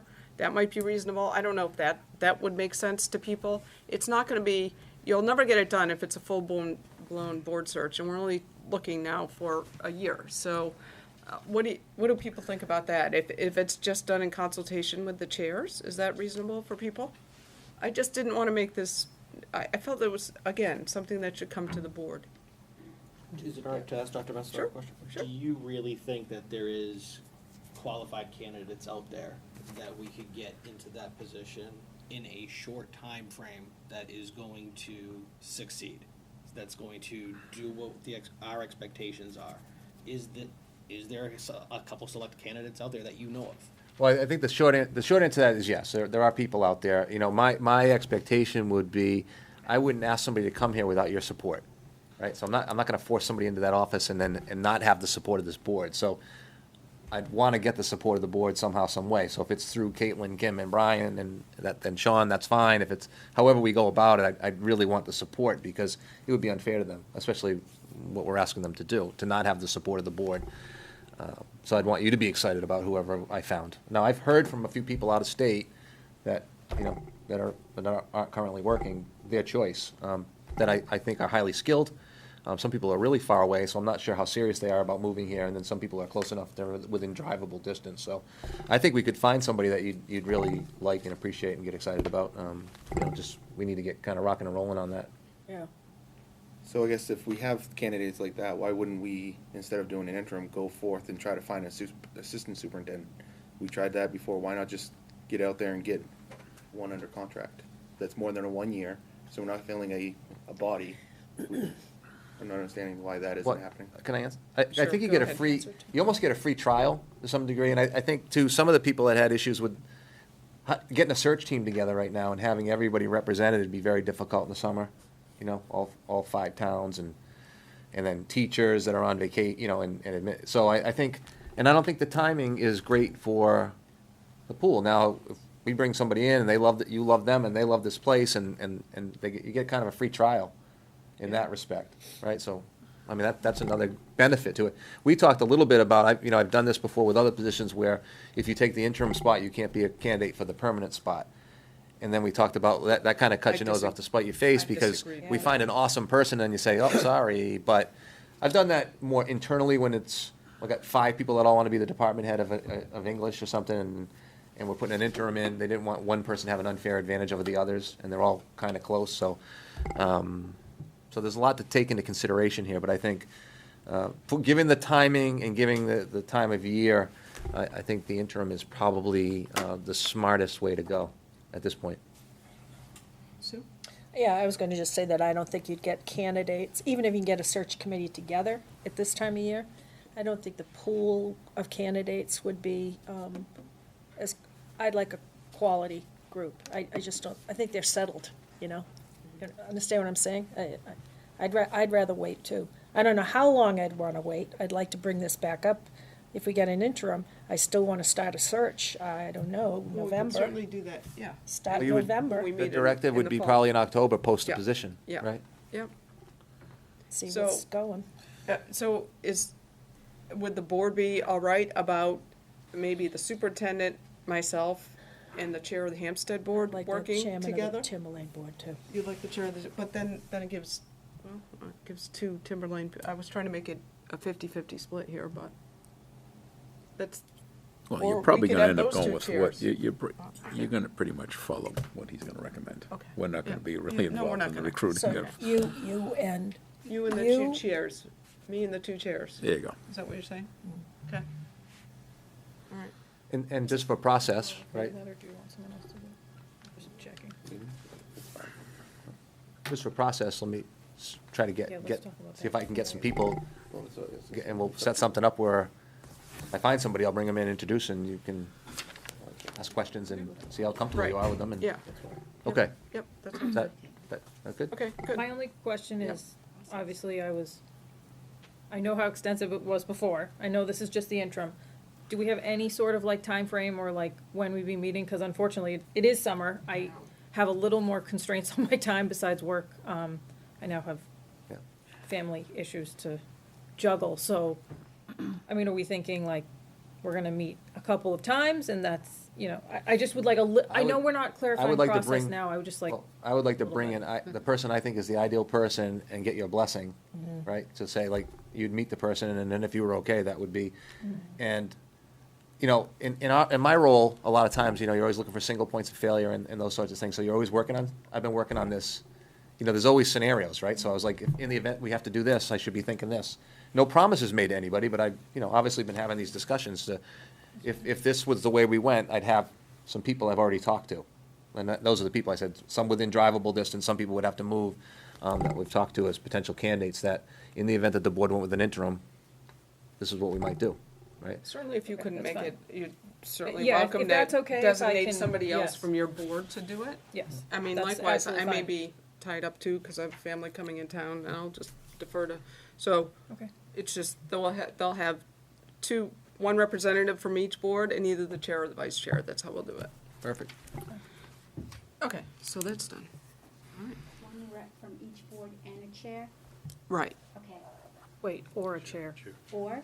No, any- one It's a one chair rep from the from each SAU. board and the chair from the SAU. Okay. Okay. And if she's unavailable, Brian will step Brian in. will The step vice in. chair will step in. Yeah. Chair, yeah. Okay. Of course, the vice chair would step in. That makes sense. Your vice chair would step in and help Or you. designate for the chair. So I guess we'll, are we all set with Mr. Broth now? Should we? I think so. Yeah. Run. Good night. Happy summer. Thank you.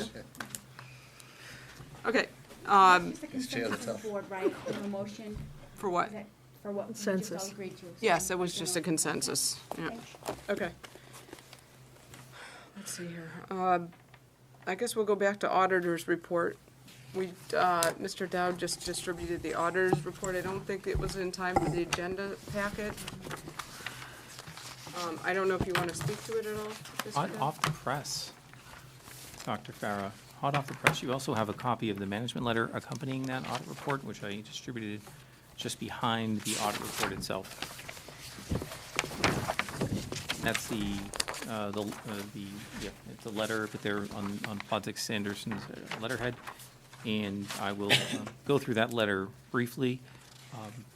There's really not a lot of substance here. You'll see that there's a significant audit findings, what they look for, what their testing is. Again, I'm not going to go through line by line.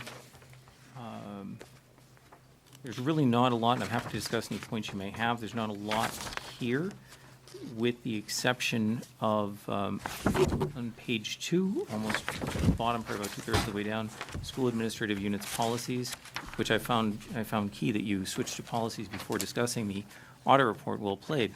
During the review of the school administrative units policies, it was noted that many have not been formally reviewed and adopted by the board in many years.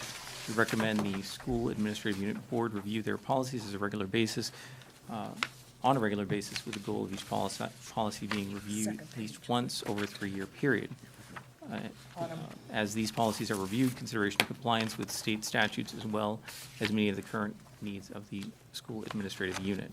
So that was largely, I think, the exciting part of the letter, which, with some irony, you've had a policy committee meeting before this meeting tonight.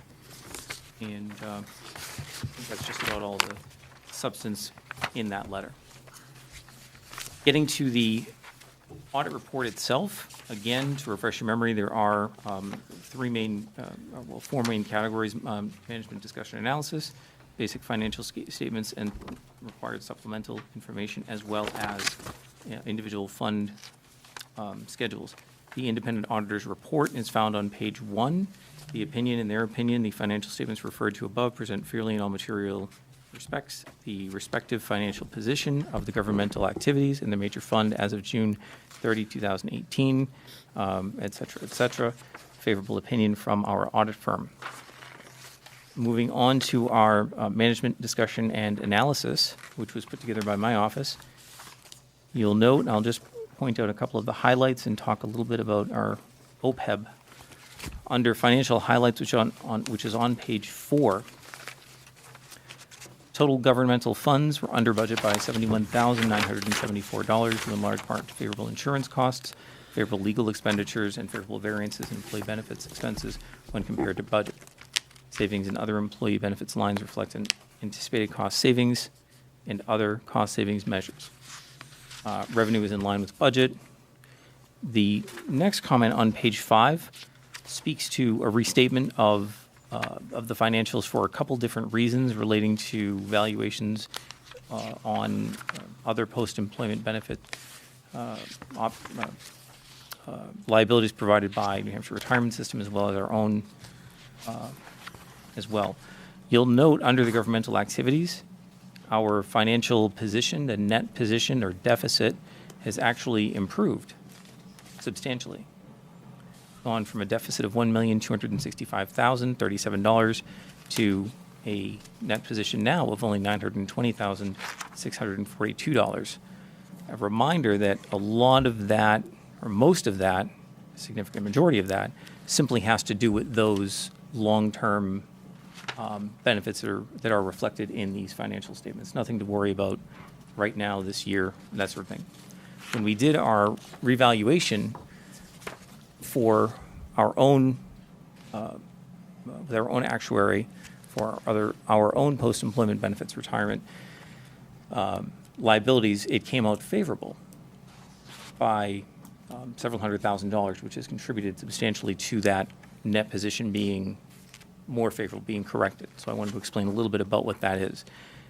If you'll note the difference of $344,395, I'm going to go into that in just a moment. We have a statement of revenues on page 6.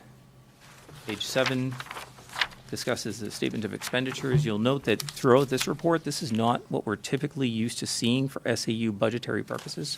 So as a general proposition, I would direct you back to what you're used to seeing, what I publish in the annual report, which gives more of the line-by-line item for variances of actuals compared to budget. This covers G&A, executive administration, business operations and plant maintenance, et cetera. Discussion of our fund balance and how we use it, as well as a breakdown of our long-term debt is also listed. Getting into the basic financial statements, I won't bore you really with those. The assets, statement of activities are all which you've seen. I will draw your attention, however, when we get into the C schedules on page 11, 12, 13, and 14. If you mention, as I mentioned, that 344,000 that we saw in the initial management discussion and analysis, there's a breakdown of that and where that comes from here in Schedule C4. So it's a net change per another exhibit, but then we get into an increase in compensated absences payable, changes in other post-employment benefits, liability, deferred outflows and inflows of resources related to OPEB. That's 463,984.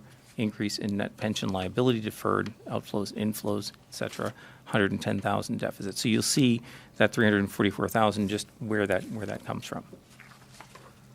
If you have any specific questions, I'm more than happy to sidebar on anything in this report. I'm not going to bore you by going through the notes and the supplemental information. If you care to peruse it and let me know if you have any questions, I'm more than happy to discuss. I will draw your attention. I don't know how, I think, Sue, you may have mentioned earlier, the nitpicking and, or whatever, how did you put it? You had a word for it before the meeting. Whether we were a little bit better off this year than we were last year or worse off, the independent auditor's communication of material weaknesses is listed at page 40. Last year, we had a material weakness, I believe, in a significant deficiency. The significant deficiency is gone. The general ledger reconciliation remains as what they've listed as a material weakness. I will note, and I'll let you read that at your leisure, I will note that when general ledger reconciliation is mentioned, it's not specific to, and I know everyone wants to think of bank reconciliation, what the firm notes here is all balance sheet accounts should be reconciled on a monthly basis. This is a change in practice from what this district had done or had previously done. Balance sheets were reconciled out periodically. There aren't an awful lot of balance sheet accounts to be reconciled. However, it is an additional requirement that it appears audit has placed on the limited resources of the district. And I will note that that is additional. That was nothing that had been done before. And in this finding or in this recommendation, there is no, again, it's not speaking to bank reconciliations. I know that had been a hot topic. It's more just talking about those normal balance sheet accounts. We don't actually have an awful lot of balance sheet accounts. So to be reconciling all of them on a regular basis, monthly basis is, again, something of a taxation on our limited resources here in the district. So I'm more than happy to entertain any questions that you have. Move to accept the audit. We have to accept it. It's not, Well, true. Yeah. Mr. Chairman makes a motion to accept. Is Second. there a second? Mr. Boyle, a second. There are questions. I do have a question. At the Timberlane Withdrawal Committee, you spoke in regards to the fact that part of the reason that we were looking or waiting was due to actuarial data that you requested that would be needed for the Withdrawal Committee in their work. Please point me to this area that you were looking at so I can bring it to the Withdrawal Committee's attention. Well, there are a couple different areas, and one of them, and you'll see why I waited. If you look under Exhibit A on page 9,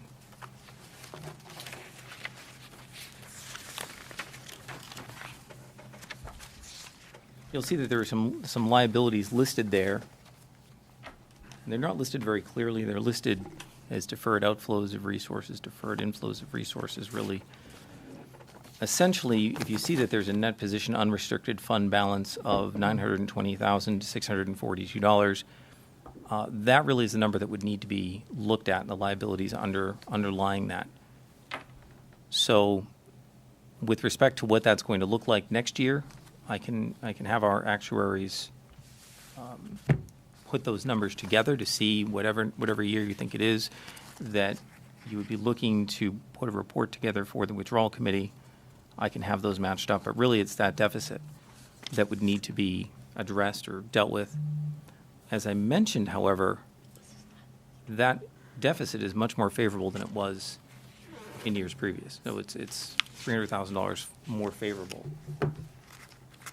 now than it was in the past. There are a number of ways as well of working with that deficit, and I'm happy to discuss some of those options. No, we don't Offline. need to discuss it here. Yeah. I'm hearing some murmurings over to my left here. The reason I'm asking about this is because it also, I know it's a withdrawal committee question, but in terms of liabilities or assets, it's going to, there'll have to be some discussion here at some point about this in terms of the SAU, if the withdrawal moves forward. So I think it's pertinent to the SAU board. Sean? Did you have a question? No, I didn't have anything. Are there any other? And if I may, I believe, Sherman, I think you mentioned accepting the report. I know it's a formality, we do it.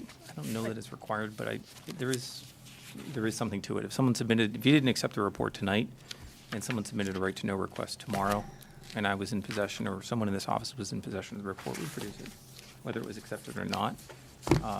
But if you wanted to accept it as a formal acknowledgement of it, Yeah.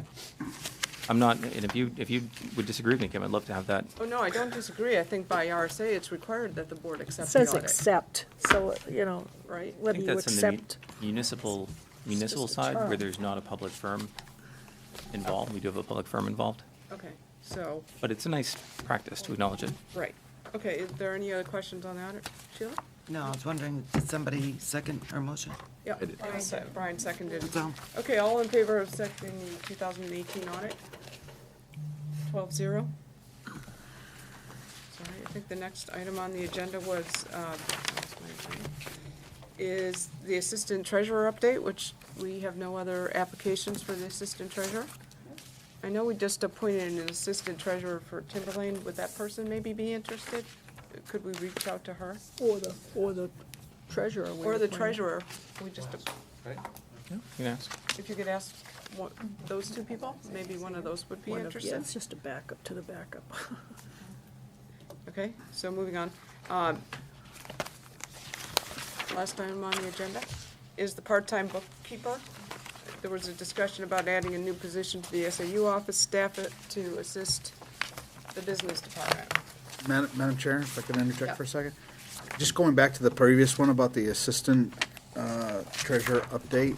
So the goal is to reach out to the previous, or No, the two people we did. oh, to see if they would both be interested. If that's the case, then I would just, defer to the chair to make the appointment if they're interested in there.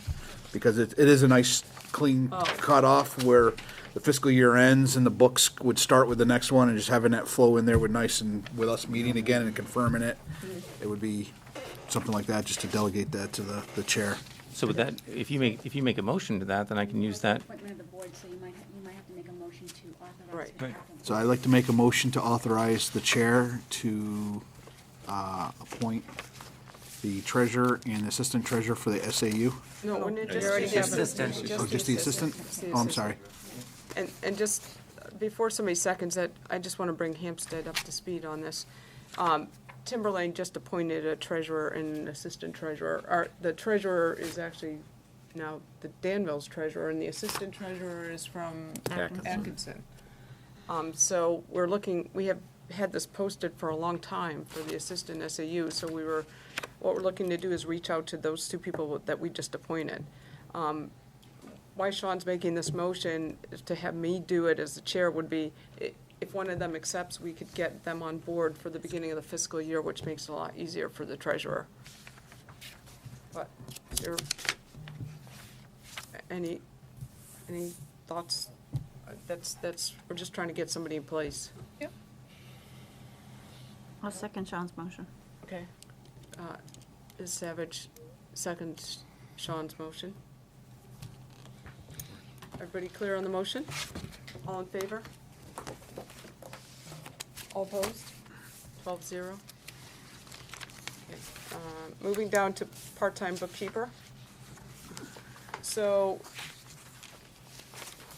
as part of the Timberlane board meeting, or Timberlane, as you know, hired a consultant last year to assist with some of the business operations that are really an SAU function.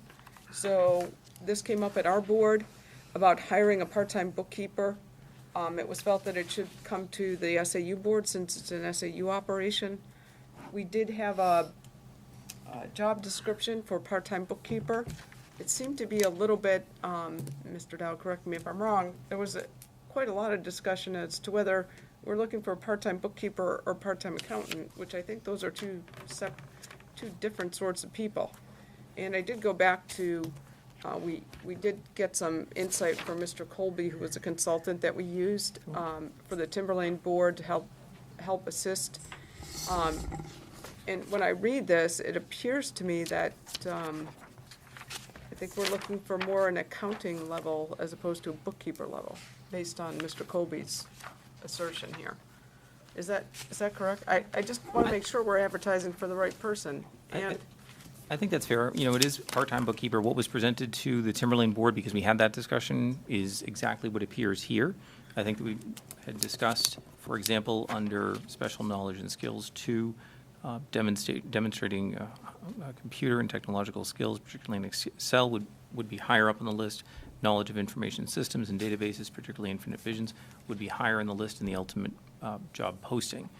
And I think the idea is that while there is a need for someone with as advanced a skill set as we can get for that type of position, I think putting it out to the broadest swath of available applicants will yield hopefully some interesting candidates for the position.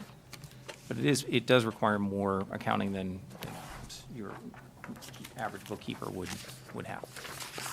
Well, wouldn't that also help with the deficiency, that the new process that the accountants just pointed out? Yeah, and I think that's... Would be better off having someone a little more senior, an accountant versus a bookkeeper. Yeah. so the question is, since the budget is already approved, moving into the next fiscal years, where would these funds come from in the current SAU budget? Well, right now, I don't know what that picture is going to look like based on, I believe they'd be available, but based on where, I know that it had been proposed in the budget, I think it had been removed from the budget. But I think that we would have some room if, depending on where the assistant superintendent interim position ends up, when it gets filled, there may be some room there. And I think that we'll have some room in some other budget lines for that. It's a non-benefited position. Mm-hmm. So do we need to look at waiting until we know for sure, or are we looking to entertain a motion here to add another half-time accountant bookkeeper to the SAU staff, contingent upon budgetary funding? I guess that could be a motion. That's the motion. Yeah. There you go. Do that again. I'll let Sue make that motion. To To add a half-time, Part-time. part-time, yeah, it could be part-time, may not be half-time, part-time Accountant, right. accountant slash bookkeeper to the SAU Slash staff. bookkeeper to the SAU business office as soon as possible. Contingent upon, Budgetary restraints.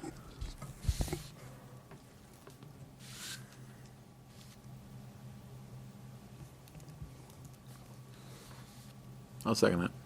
Mr. Boyle seconds. And Lee? Jeff, I just have a question on the job description that's in our packets. It's got a heading of Timberlane Regional School District. That's exactly the job description as was presented to the board, so that what is at least out there, we don't have to look at twice. There are those changes that I had mentioned that we had talked about, and the Hampstead board now knows what those are as well. But that would be for the SAU. Thank you.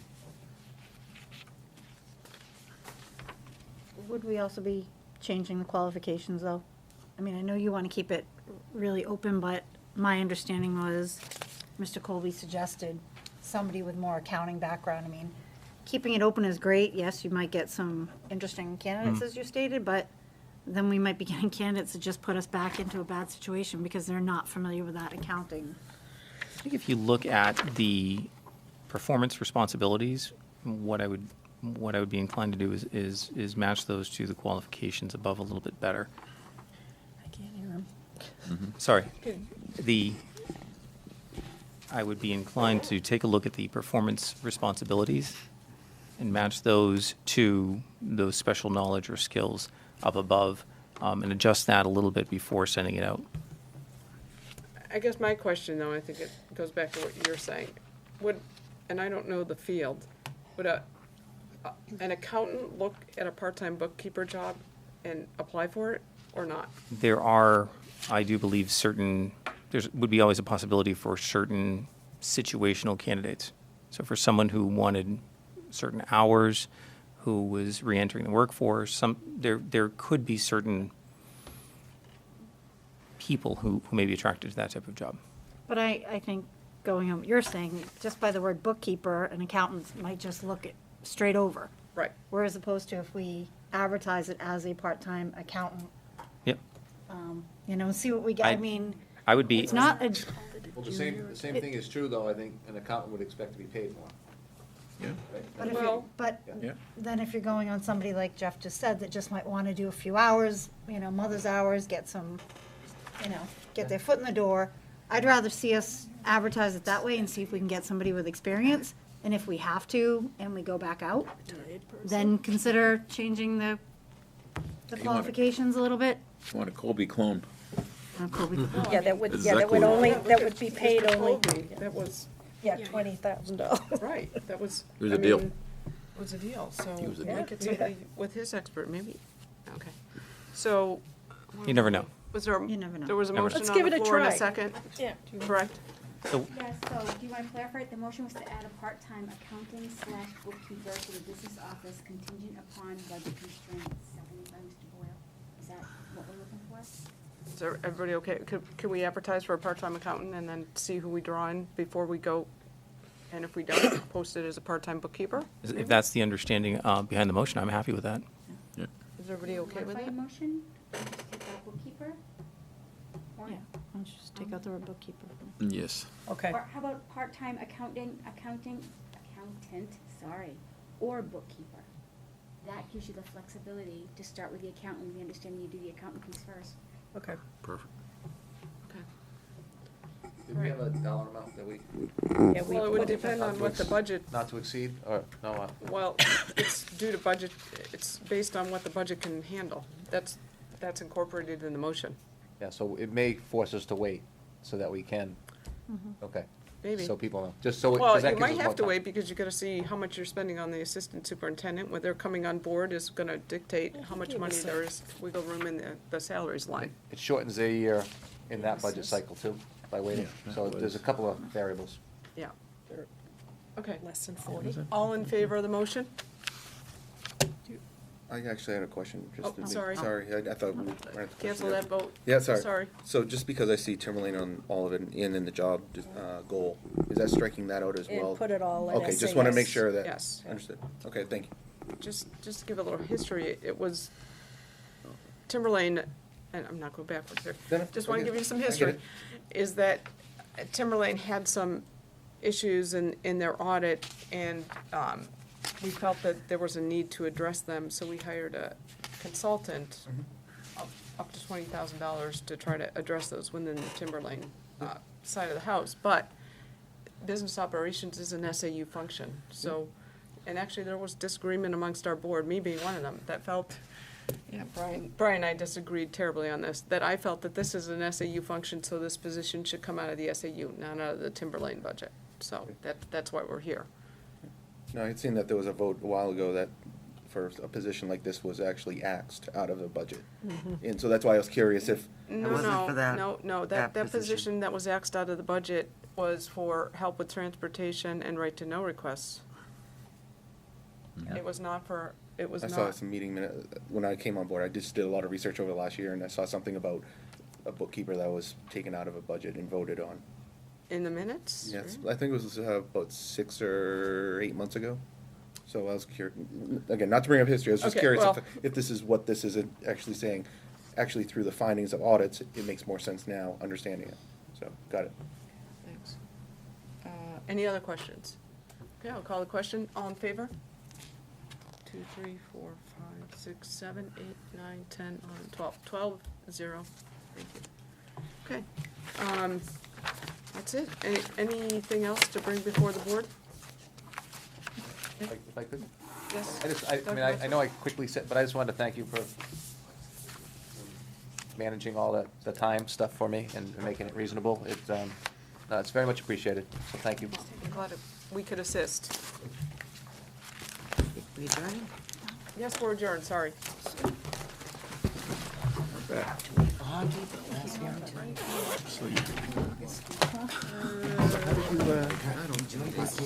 Take that little pretty picture. I think I got a